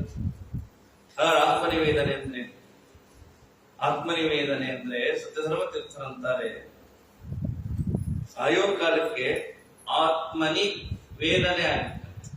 ಆ ಶಬ್ದ ಎಷ್ಟು ಚೆನ್ನಾಗಿ ಬಿಡಿಸ್ಬಿಡ್ತಾರೆ ನೋಡಿ. ಆತ್ಮ ನಿವೇದನೆ ಅಲ್ಲ, ಆತ್ಮನಿ ವೇದನ. ನಮ್ಮ ಹೃದಯದಲ್ಲಿ ಒಂದು ಭಗವಂತನ ವಿಷಯಕವಾದ ಒಂದು ಸ್ಪಂದನೆ ಆಗ್ಬೇಕು, ಒಂದು ವೈಬ್ರೇಟ್ ಆಗ್ಬೇಕು ಪ್ರಾಣ ಹೋಗುವಾಗ. ಇದು ಆತ್ಮನಿವೇದನೆ. ಬರೀ ಪ್ರಾಣ ಹೋಗುವಾಗಲ್ಲ, ಅನುಕ್ಷಣಕ್ಕೆ ಹಿಂಗ ದೇವರ ಮಹಿಮಾ ಕೇಳಿದ್ರೆ ಆತ್ಮನಿ ವೇದನ ಆಗ್ಬೇಕು. ನಮ್ಮೊಳಗೆ ಏನೋ ಒಂದು ವಿಕಾರ ಆಗ್ಬೇಕು ಮನಸ್ಸಿನಲ್ಲಿ. ಯಾವ್ದೋ ನಮ್ಮವ್ರದ್ದು ಯಾವ್ದೋ ಒಂದು ತುಂಬಾ ನನ್ ಬೇಕಾದ ನನ್ ಮಗ ಅಥವಾ ನನ್ ಮಗಳು ಇವ್ರದ್ದು ಯಾವ್ದೋ ಟಿವಿಯಲ್ಲಿ ಒಂದೇನೋ ಪ್ರೋಗ್ರಾಮ್ ಬರ್ತಾ ಇದೆ ಅಂದ್ರೆ ಹೆಂಗ ಆತ್ಮನಿವೇದನೆ ಆಗತ್ತವ. ಯಾವ್ದೋ ಒಂದು ಗ್ರೂಪ್ ಡ್ಯಾನ್ಸ್ ಸ್ಕೂಲಲ್ಲಿ, ಅದಕ್ಕೂ ಭಯಂಕರ ಮೇಕಪ್ ಬಳದಿರ್ತಾರೆ. ಗ್ರೂಪ್ ಡ್ಯಾನ್ಸ್ ಕೊನೆಯಲ್ಲಿ ನಿಂತಿರತ್ತದು. ಅದು ಯಾವ್ದೋ ಹುಡುಕ್ಲಿಕ್ ನಮಗೆ 10 ನಿಮಿಷ ಆಗಿರುತ್ತೆ, ಹಾಡೇ ಮುಗಿಲಿಕ್ ಬಂದಿರತ್ತೆ. ಅದನ್ನ ನೋಡ್ಲಿಕ್ಕೆ 4 ತಾಸು ಮೊದಲ ಲೋಕ ಕೂತಿರ್ತಾರೆ ಆಡಿಟೋರಿಯಂ ಅಲ್ಲಿ. ಇದು ಆತ್ಮನಿವೇದನೆ. ಇದು ಮಕ್ಕಳ ವಿಷಯಕ್ಕಾಗತ್ತೆ, ತಂದೆ ವಿಷಯಕ್ಕಾಗಲ್ಲ. ತಂದೆ ಅಂದ್ರೆ ಅವನು ಪರಮಾತ್ಮನ ವಿಷಯಕ್ಕಾಗಲ್ಲ. ಹೀಗಾಗಿ ಪರಮಾತ್ಮನ ವಿಷಯಕ್ಕೆ ಯಾರಿಗೆ ಆತ್ಮನಿವೇದನೆ ಆಗತ್ತೆ, ಪರಮಾತ್ಮನ ವಿಷಯದಲ್ಲಿ ಸ್ಪಂದನೆ ಆಗಬೇಕು. ಅಪ್ಪ ನಮ್ ಸ್ವಾಮಿ ಮಹಿಮಾ ಕೇಳಲಿಕ್ಕೆ ಹೊಂಟಿನ್ ನಾನು, ಹಿಂಗ್ ಹೆಮ್ಮೆ ಬರ್ಬೇಕಂತ ಭಾಗವತ ಕೇಳಲಿಕ್ಕೆ ಹೋಗ್ಬೇಕಾದ್ರೆ ಹೇಗೆ ಯಾವ್ದ ನಮ್ಮವ್ರ ವಿಚಾರಗಳಿದ್ದಾಗ ಎಷ್ಟು ಉತ್ಸಾಹದಿಂದ ರೆಡಿಯಾಗಿ ಹೋಗ್ಬಿಡ್ತೀವಲ್ಲ, ಹಂಗ ದೇವರ ಮಹಿಮಾ ಕೇಳೋದು ಅಂದ್ರೆ ಹಂಗ ಹೋಗ್ಬೇಕು. ಹಾಗೆ ಯಾರು ಹೋಗ್ತಾರೆ, ಯಾರು ಭಗವಂತನ ಸ್ಮರಣೆಯನ್ನ ಮಾಡ್ತಾರೆ, ಅವರಿಗೆ ಪರಮಾತ್ಮ ಮುಕ್ತಿಯನ್ನು ಕೊಡ್ತಾನೆ ಅಂತ ದ್ವಿತೀಯ ಸ್ಕಂದದಲ್ಲಿ ತಿಳಿಸಿಕೊಡ್ತಾರೆ. ಹಾಗಾದ್ರೆ ದೇವರ ಸ್ಮರಣೆ ಮಾಡಿದ್ರೆ ಎಷ್ಟು ಸಾಮರ್ಥ್ಯ ಅಂತ ಒಂದು ಪುರಂದರದಾಸರ ಮಾತನ್ನ ಹೇಳಿ ನಾನು ನನ್ನ ಪ್ರವಚನಕ್ಕೆ ಮಂಗಲವನ್ನು ಹೇಳ್ತೇನೆ. ಒಂದ್ ಕಡೆ ಹೇಳ್ತಾರೆ, ಹರಿಯ ಸ್ಮರಣೆ ಮಾಡಿದ್ರೆ ಎಷ್ಟು ಲಾಭ ಇದೆ ಅಂದ್ರೆ, ಅವ್ರು ನೋಡಿದ್ರೆ ನಮಸ್ಕಾರ ಮಾಡ್ಬೇಕಂತ. ದೇವರೇನಂತ, ನನಗ್ ನಮಸ್ಕಾರ ಮಾಡಿದ್ರೆ ಅಷ್ಟೇ ಅಲ್ಲ, ನನಗೆ ಯಾರು ನಮಸ್ಕಾರ ಮಾಡ್ತಾರೋ ಅವರ ನಮಸ್ಕಾರ ಮಾಡಿದ್ರೆ ನಿಮಗ್ ಮುಕ್ತಿ ಅಂತ ಹೇಳ್ತಾನೆ ದೇವರು. ನನ್ನಲ್ಲಿ ಭಕ್ತಿ ಮಾಡೋದಲ್ಲ, ನನ್ನ ಭಕ್ತರಲ್ಲಿ ಭಕ್ತಿ ಮಾಡ್ಬೇಕು. ಇದು ಪರಮಾತ್ಮನ ಆದೇಶ ಇದೆ. ಆದ್ದರಿಂದಾಗಿ ಹರಿಸ್ಮರಣೆ ಮಾಡುವವರು ನರರಲ್ಲವು, ಎಲ್ಲರಂತಲ್ಲವರ ಶರೀರ ಅಂತ ಪುರಂದರದಾಸ. ನರಹರಿಗೆ ಮುರಹರಿಗೆ ಎರಗುವ ಶಿರವು ದ್ವಾರಕಾಪುರವು ದಾಸರಂತ. ಮುರಹರಿಗೆ ಎರಗುವ ಶಿರ ದ್ವಾರಕಾಪಟ್ಟಣ. ಯಾರ ದಿನ ಬಗ್ಗೆ ನಮಸ್ಕಾರ ಮಾಡ್ತಾರೆ ನೋಡಿ ದೇವರಿಗೆ, ಅವ್ರ ತಲೆ ದ್ವಾರಕಾಪಟ್ಟಣ. ಚರಿತೆ ಕೇಳುವ ಕರ್ಣ ಗೋಕರ್ಣವು, ನಿಮ್ ವಿಷಯ ಅರ್ಥ ಆಗುತ್ತೆ. ಬರಿದು ಹೊಗಳುವ ಜಿಕ್ವೆ ನಿಜಕ್ಷೀರ ಸಾಗರವು. ಯಾರು ದಿನಾ ದೇವರ ಹಾಡಾಡ್ತಾರ ನೋಡ್ರಿ ಅವ್ರು ನಾಲ್ಗಿನೇ ಕ್ಷೀರ ಸಾಗರ. ಚರಣ ಪೂಜಿಸುವ ಕರಗಳೇ ರಾಮೇಶ್ವರ. ವಿಷ್ಣು ನಿರ್ಮಾಲ್ಯ ಆಘ್ರಾಣಿಸುವ ನಾಸಿಕ ಕಂಚಿ, ಅದೇ ಕಂಚಿ ಅಂತ. ಕೃಷ್ಣ ನೋಡುವ ದೃಷ್ಟಿ ಶ್ರೀಮುಷ್ಣವು. ವಿಠಲಗರ್ಪಿತವೆಂಬ ಉದರವೇ ಗದರಿ. ಗಟ್ಟಿಯಾಗಿರುತ್ತಿಪ್ಪ ಹೃದಯವೇ ವೈಕುಂಠ. ವರಜಂಗೆ ಪದಗಂಗೆ ತುಂಗೆ ಎನಿಸುವವು. ಆ ಗಂಗಾ ಮತ್ತು ಯಾವ 2 ಕಾಲುಗಳಿವೆ ಅಲ್ಲ, ಆ ಕಾಲುಗಳೇ ಗಂಗಾ ತುಂಗಾ ಅಂತ ಅನಿಸಿಕೊಳ್ಳುತ್ತಂತೆ. ಸರ್ವಾಂಗ ಅನಂತಾಸನ ಶ್ವೇತದ್ವೀಪ. ಬರಿಯ ಮಾತಲ್ಲವಿದು, ಏನೋ ನೆನಪಾಗಿರೋ ಕ್ಷೇತ್ರದ ಹೆಸರು ಹೇಳಿದೆ ಅಂತ ತಿಳ್ಕೋಬೇಡ್ರಿ. ಶ್ರುತಿ ಪುರಾಣಗಳುತ್ತಿ ಪುರಂದರ ವಿಠಲನು ಅವರ ವಶದೊಳಿರತೇಹನು ಅಂತ ಪುರಂದರದಾಸ ನೋಡ್ರಿ. ಕೂತಲ್ಲೇ ದ್ವಾರಕಾ, ಶ್ರೀಮುಷ್ಣ, ಕಂಚಿ, ರಾಮೇಶ್ವರ ಎಲ್ಲಾ ಯಾತ್ರಾ ಮಾಡಿಸಿನಿ. ಆಮೇಲೆ ದಕ್ಷಿಣ ಕೊಡ್ರಿ. ಅಂದ್ರೆ ಒಬ್ಬ ಭಗವದ್ ಭಕ್ತರನ್ನ ನೋಡಿದ್ರೆ ಇಷ್ಟು ಸಂಧಾನ ಬರಬೇಕು. ಇಷ್ಟು ತೀರ್ಥಯಾತ್ರೆ ಮಾಡಿದ ಪುಣ್ಯ ಒಬ್ಬ ಭಗವದ್ ಭಕ್ತ. ಯಾರು ಯಾವಾಗಲೂ ದೇವರಿಗೆ ನಮಸ್ಕಾರ ಮಾಡ್ತಾರೆ, ಯಾರು ಯಾವಾಗಲೂ ದೇವರ ಪೂಜಾ ಮಾಡ್ತಾರೆ, ಯಾರು ಯಾವಾಗಲೂ ದೇವರ ನಾಮಗಳನ್ನ ಹೇಳ್ತಾರೆ, ಯಾರು ಯಾವಾಗಲೂ ದೇವರಿಗೆ ನೈವೇದ್ಯವಾದ ಅನ್ನವನ್ನೇ ಊಟ ಮಾಡ್ತಾರೆ, ಯಾರು ದೇವರಿಗೆ ಏರಿಸಿದ ನಿರ್ಮಾಲ್ಯವನ್ನೇ ಆಘ್ರಾಣನೆಯನ್ನ ಮಾಡ್ತಾರೆ, ಇವರು ಒಬ್ಬರು ನೋಡಿದ್ರೆ ಇಷ್ಟು ತೀರ್ಥಯಾತ್ರೆಗಳನ್ನ ಮಾಡಿದ ಪುಣ್ಯ ಅಂತ ಒಬ್ಬ ವ್ಯಕ್ತಿಯನ್ನು ನೋಡಿದ್ರು. ಅಂತ ನೋಡಿದಾಗ ಗಟ್ಟಿಗೆ ಅವ್ರ ಕಾಲಿಟ್ಕೊಂಡು ನಮಸ್ಕಾರ ಮಾಡ ಎಲ್ಲ ಯಾತ್ರೆ ಮಾಡಿದ ಪುಣ್ಯ ಬರುತ್ತೆ. ಯಾಕೆಂದ್ರೆ ಪರಮಾತ್ಮ ಅವರ ವರ್ಷದೊಳಗಿರುತ್ತೆ ಹನುಮಂತ ಅಂಥವ್ರ ವರ್ಷದೊಳಗೆ ದೇವರಿದ್ದಾರೆ. ಆದ್ದರಿಂದ ಪರಮಾತ್ಮನ ಉಪಾಸನೆಯನ್ನ ಧ್ಯಾನವನ್ನ ಏಕ ಪ್ರಕಾರವಾಗಿ ಮಾಡಬೇಕು ಅನ್ನುವುದನ್ನ ಭಾಗದ ದ್ವಿತೀಯ ಸ್ಕಂದ ನಮಗೆ ತಿಳಿಸಿಕೊಡುತ್ತೆ. ಇದು ಅದ್ವಿತೀಯ ಸ್ಕಂದ, ಇದು ದ್ವಿತೀಯ ಸ್ಕಂದ ಅದ್ವಿತೀಯ ಸ್ಕಂದ. ಇದು ದೇವರ ವಿಷಯದಲ್ಲಿ ನಾವು ಹೆಂಗ್ ರೆಡಿ ಆಗ್ಬೇಕು ಅಂತ ದ್ವಿತೀಯ ಸ್ಕಂದ ಹೇಳುವ ಹಾಗೆ ಎಲ್ಲೂ ಹೇಳಿ. ಇದೇನ ಮಾಡ್ತಾ ಇದೆ ಅಂದ್ರೆ ಮುಂದೆ ಎಲ್ಲ ಕಪಿಲೋಪಾಖ್ಯಾನ, ಅದಾದ ಮೇಲೆ ಧ್ರುವ ಚರಿತ್ರೆ ಎಲ್ಲ ದೇವರ ಮಹಿಮಾ ಬರೋದು ಮುಂದೆ. ಅದಕ್ಕೆ ನಮ್ಮನ್ನು ರೆಡಿ ಮಾಡೋದೇ ದ್ವಿತೀಯ ಸ್ಕಂದ. ಹಿಂಗ ಭಕ್ತಿ ಬೆಳೆಸ್ಕೊಂಡು ಮುಂದಿನ ಸ್ಕಂದ ಕೇಳಿ. ಭಕ್ತಿ ಮೈ ರೋಮಾಂಚನ ಆಗ್ಬೇಕಂತ. ಭಕ್ತಿ ಅಂದ್ರೆ ಏಕಾದಶ ಸ್ಕಂದಲ್ಲಿ ಶ್ರೀಮದಾಚಾರ್ಯ ಹೇಳ್ತಾರೆ, ಕಣ್ಣೊಳಗೆ ನೀರು ಬರ್ಬೇಕು ದೇವರ ಮಹಿಮಾ ಕೇಳಿದ್ರೆ. ನಾನು ಇನ್ನೊಂದು ಅರ್ಧ ಗಂಟೆ ಹೇಳಿದ್ರೆ ಬರುತ್ತೆ ನಿಮಗೆ. ಹಂಗಲ್ಲ, ದೇವರ ಭಕ್ತಿಯ ಆನಂದದಿಂದ ಕಣ್ಣ ನೀರು ಬರ್ಬೇಕು. ಕಣ್ಣ ನೀರು ಬರೋದೇ ಭಕ್ತಿ ಅಲ್ಲ ಅಂತ ಶ್ರೀಮದಾಚಾರ್ಯ. ಯಾಕಂದ್ರೆ ಎಷ್ಟೋ ಜನಕ್ಕೆ ಭಾವನೆಗಳನ್ನ ತಡ್ಕೊಳ್ಳಿಕ್ಕಾಗಲ್ಲ, ತೋರಿಸ್ಬಿಡ್ತಾರೆ. ಕೆಲವರಿಗೆ ಭಾವನೆಗಳನ್ನ ಅಭಿವ್ಯಕ್ತಿ ಮಾಡಲ್ಲ. ಅದಕ್ಕಂತ ಹೆಂಗಾಗ್ಬೇಕು ಅಂದ್ರೆ ಕೇಳ್ತಾ ಕೇಳ್ತಾ ಹಿಂಗ್ ಮೈ ರೋಮಾಂಚನ ಆಗ್ಬೇಕಂತ. ಕೂದಲು ನಿಮಿರಿ ನಿಲ್ಬೇಕಂತ. ಯಾವಾಗ ಚಳಿ ಒಳಗೆ ಕಾವೇರಿಯಲ್ಲಿ ಇಳಿದಾಗಲ್ಲ, ಶಕ್ತಿ ಕುದೀತಾ ಇರ್ಬೇಕು. ಅಂದ್ರೆ ಹಿಂಗ ಮೈ ರೋಮಾಂಚನ ಆಗುವಂತ ಪ್ರಸಂಗ ಏನಿಲ್ಲ. ಆಗ ಹಿಂಗ್ ದೇವ್ರ ಮಹಿಮೆ ಕೇಳಿದ ಮೈ ರೋಮಾಂಚನ ಆಗ್ಬೇಕು. ನಮ್ಗೆ ಏನೋ ಒಂದು ಅಪರೂಪದ ವಿಚಾರ ಕೇಳಿದ ಕೆಲವರು ಹೇಳ್ತಾರೆ, ನೋಡ್ರಿ ಹಿಂಗ್ ಕೂದಲು ಎತ್ಬಿಟ್ಟಿದೆ ಅಂತ. ಹಿಂಗ್ ದೇವ್ರ ಮಹಿಮಾ ಕೇಳಿದಾಗ ಆಗ್ಬೇಕಂತ. ಅದು ಭಕ್ತಿ. ಹಾಗೆ ಭಕ್ತಿಯಿಂದ ಮುಂದೆ ಕಪಿಲೋಪಾಖ್ಯಾನ ಮೊದಲಾದ ಅನೇಕ ವಿಚಾರಗಳು ತೃತೀಯ ಸ್ಕಂದದಲ್ಲಿ ಎಲ್ಲ ಮುಂದೆ ಅನೇಕ ಭಗವತ್ ಅವತಾರಗಳ ಮಹಿಮೆ ಭಾಗವತ ತಿಳಿಸಿಕೊಡುತ್ತೆ. ಅದನ್ನ ಮುಂದಿನ ಸ್ಕಂದದಲ್ಲಿ ಮುಂದಿನ ವಿದ್ವಾಂಸರು ತಿಳಿಸಿಕೊಡ್ತಾರೆ. ಕಳೆದ 5 ದಿನಗಳಿಂದ ಈ ಅಧಿಕ ಮಾಸ ನಿಮಿತ್ತವಾಗಿ ನಡೀತಾ ಇರುವಂತಹ ಸಂವತ್ಸರ ಭಾಗವತ ಜ್ಞಾನ ಸತ್ರ ನಿಮಗೆಲ್ಲ ವಿಶೇಷವಾದಂತಹ ಸೌಭಾಗ್ಯ. ಈ ಬಾರಿ ಸ್ವಯಂ ಶ್ರೀಪಾದಗಳವರು 33 ದಿನ ನಿಮ್ಗೆ ಮೂಲರಾಮದೇವರ ದರ್ಶನವನ್ನು ಅಧಿಕ ಮಾಸದಲ್ಲಿ ಮಾಡಿಸ್ತಾರೆ. ಅಧಿಕಸ್ಯ ಅಧಿಕಂ ಫಲಂ ಅಂತ. ಆ ರಾಮದೇವರ ದರ್ಶನ ಸುಮ್ಮನೆ ಆಗತ್ತೆ, ಅದಕ್ಕೆ ಪುಣ್ಯ ಬೇಕಲ್ಲ. ಆ ಪುಣ್ಯಕ್ಕಾಗಿ ಸಂವತ್ಸರ ಭಾಗವತ ಸತ್ರ. ಒಂದೊಂದು ಕ್ಷಣ ಅಲ್ಲಿ ಕಳಿಬೇಕು. ಒಂದೊಂದು ದಿನ ಒಂದೊಂದು ಅಗಳಲ್ಲಿ ರಾಮದೇವರ ಪ್ರಸಾದ ಸ್ವೀಕಾರ ಮಾಡ್ಬೇಕು. ಅಲ್ಲಿ ಸತ್ಸಂಗದಲ್ಲಿ ಸುಮ್ಮನೆ ಹೋಗಿ ಬರಬೇಕಂದ್ರೂ ಅದಕ್ಕೆ ಪುಣ್ಯ ಬೇಕು. ಆ ಪುಣ್ಯ ಸಂಪಾದನೆಗಾಗಿ ಪ್ರಾರಂಭವಾದದ್ದೇ ಈ ಸಂವತ್ಸರ ಭಾಗವತ ಜ್ಞಾನಸತ್ರದ ಒಂದು ಅದ್ಭುತವಾದಂತಹ ಕಾರ್ಯಕ್ರಮ. ಮೈಸೂರಿನ ಅನೇಕ ಬಡಾವಣೆಗಳಲ್ಲಿ ಅದನ್ನ ಮಾಡಲಾಗ್ತಾ ಇದೆ. ತಾವೆಲ್ಲ ಸಜ್ಜನರು ಇಷ್ಟು ಸಂಭ್ರಮದಿಂದ ಇದರಲ್ಲಿ ಭಾಗವಹಿಸ್ತಾ ಇದ್ದೀರಿ. ತಮ್ಮೆಲ್ಲರಿಗೂ ನಾನು ಹೃತ್ಪೂರ್ವಕವಾಗಿ ಅಭಿನಂದನೆಗಳನ್ನ ತಿಳಿಸ್ತೀನಿ. ಹೇಳುವಾಗ ಅನೇಕ ಲೋಪದೋಷಗಳಾಗಿವೆ. ಅದೆಲ್ಲ ವೈಯಕ್ತಿಕವಾಗಿ ನಾನು ಮಾಡಿದ ಪಾಪದಿಂದ ಆದದ್ದು. ಏನಾದರೂ ಗುಣಗಳು ಒಂದಿಷ್ಟ ಇದ್ದರೆ ಅದು ಉಪದೇಶ ಮಾಡಿದಂತಹ ಪರಮ ಪೂಜ್ಯ ಸ್ವರೂಪೋದ್ಧಾರಕ ಗುರುಗಳಾದ ಶ್ರೀ ಶ್ರೀ ಸತ್ಯಾತ್ಮ ತೀರ್ಥ ಶ್ರೀಪಾದಂಗಳವರದ್ದು. ಅವರೇ ಅನುಗ್ರಹವನ್ನ ಮಾಡಿ ದಿನಾ ಎದುರಿಗೆ ಕೂಡಿಸಿಕೊಂಡು ಪ್ರವಚನ ಹೇಳುವಂತ ಹೇಳಿಸು. ನಾವೇ ಸಣ್ಣ ಹುಡುಗರವ ಕೇಳೋ ನಮ್ಮ ಪ್ರವಚನ ಕೇಳಿ ಊಟ ಕೂತಾಗ ನಮ್ ಜವಾಬ್ದಾರಿ ಇದು. ದಿನಾ ಪ್ರವಚನ ಹೇಳೋ ಜವಾಬ್ದಾರಿ ನಮ್ದು. ಆಯಾ ಮಾಸ ಮಹಾತ್ಮೆಗಳ ಸಂಚಾರದಲ್ಲಿದ್ದಾಗ ಊಟ ಆದ್ಮೇಲೆ ಹಿಂಗಲ್ಲ, ಹಿಂಗ್ ಹೇಳ್ಬೇಕು, ಹಿಂಗ್ ಮಾಡ್ಬೇಕು, ಬೇಸರ ಇದ್ರೆ ದಿನ ಅಂತ ಹೇಳ್ಬೇಕು. ಹೇಳಿ ಅನುಗ್ರಹವನ್ನ ಮಾಡಿ ಏನೋ 4 ಮಾತುಗಳನ್ನ ನಿಮ್ಮೊಟ್ಟಿಗೆ ಹಂಚಿಕೊಳ್ಳುವಷ್ಟು ಬೆಳೆಸಿದ್ದಾರೆ. ಇದರ ಎಲ್ಲ ಪುಣ್ಯ ಅದು ಅವರ ಚರಣಗಳಿಗೆ ಸೇರಬೇಕಾದದ್ದು. ಬದುಕಿದ್ದೇ ಅವರ ಅನುಗ್ರಹ, ಅವರ ಕೆಟ್ಟವಾದ ದಿವ್ಯವಾದ ಅನೇಕ ಅವರ ತಪಸ್ಸಿನ ಅನುಭವ ಬೇಕಾದಷ್ಟು ವೈಯಕ್ತಿಕ ಅನೇಕ ಜನರಿಗಿದೆ. ನಾವು ಹತ್ತಿರದಲ್ಲಿದ್ದರಿಂದ ಹೆಚ್ಚಾಗಿ ಅದನ್ನ ಅನುಭವಿಸ್ತಾ ಇದ್ದೀವಿ. ಅಂತಹ ಗುರುಗಳ ಈ ಒಂದು ಆಗಮನ ಪೂರ್ವದಲ್ಲಿ ನಡೀತಾ ಇರುವಂತಹ ಜ್ಞಾನಸೂತ್ರದಲ್ಲಿ ಒಂದು ಇಷ್ಟು ವಿಷಯವನ್ನ ಹಂಚಿಕೊಳ್ಳಲಿಕ್ಕೆ ಅವಕಾಶವನ್ನ ಮಾಡಿಕೊಟ್ಟವರು ಈ ಟಿಕೆಯಲ್ಲಿ ರಾಘವೇಂದ್ರ ಸ್ವಾಮಿ ಮಠದ ಎಲ್ಲ ಪದಾಧಿಕಾರಿಗಳು. ಅವರೆಲ್ಲರಿಗೂ ನಾನು ವಿಶೇಷವಾಗಿ ಹೃತ್ಪೂರ್ವಕವಾಗಿ ಅಭಿನಂದನೆಯನ್ನ ತಿಳಿಸ್ತೀನಿ. ಎಲ್ಲೋ ಚೆನ್ನೈಯಲ್ಲಿ ಬೇಕಾದಷ್ಟು ಜನ ಅಕ್ಕಪಕ್ಕದಲ್ಲಿ ವಿದ್ವಾಂಸರಿದ್ದರೂ ನನ್ನನ್ನ ಕರೆಸಿ 4 ಮಾತುಗಳನ್ನ ಹೇಳಬೇಕು ಅಂತ ಈ ಒಂದು ಪುಣ್ಯದ ಅವಕಾಶಕ್ಕೆ ನನ್ನನ್ನ ಭಾಗಿ ಮಾಡಿದ್ದಾರೆ. ಅವರೆಲ್ಲರಿಗೂ ವಿಶೇಷವಾಗಿ ನಮ್ಮ ಮಿತ್ರರಾದಂತಹ ಪಂಡಿತ ನಿರುದ್ಧಾಚಾರ್ಯರಿಗೂ ನಾನು ಅಭಿನಂದನೆಗಳನ್ನ ತಿಳಿಸ್ತಾ, ತಾವೆಲ್ಲ ಸಜ್ಜನರು ಹೀಗೆ ಜ್ಞಾನ ಕಾರ್ಯದಲ್ಲಿ ಬಂದು ಭಾಗವಹಿಸಿ ಭಗವಂತರ ಗುರುಗಳ ವಿಶೇಷವಾದ ಅನುಗ್ರಹಕ್ಕೆ ಪಾತ್ರರಾಗಬೇಕು ಅಂತ ಕೇಳಿಕೊಳ್ತಾ ನನ್ನೆರಡು ಮಾತುಗಳನ್ನು ಮುಗಿಸ್ತೇನೆ. ನಾನು ಭಕ್ತ ಹರಿಕರ್ತ ಪೂಜಾ ತಥಾಪಿ ಸಂಸ್ಕೃತ ಪೂಜಾ ತತ್ವಸಾಧೀನ ನನ್ನಿಂದ ಅನೇನ ಭಾವಿಯ ಪುಣ್ಯಂ ತದಾತ್ಮ ಗುರು ಮಮ ಸ್ಮದ್ಗುರುವಂತರ್ಗತ ಭಾರತೀರಮಣ ಪ್ರಾಣಾಂತರ್ಗತ ಸೀತಾಪದೇ ಶ್ರೀರಾಮಚಂದ್ರ ಪ್ರಿಯತಾ ಸುಪ್ರೀತೋ ವರದೋ ಭವತು ಶ್ರೀ ಕೃಷ್ಣಾರ್ಪಣಮಸ್ತು.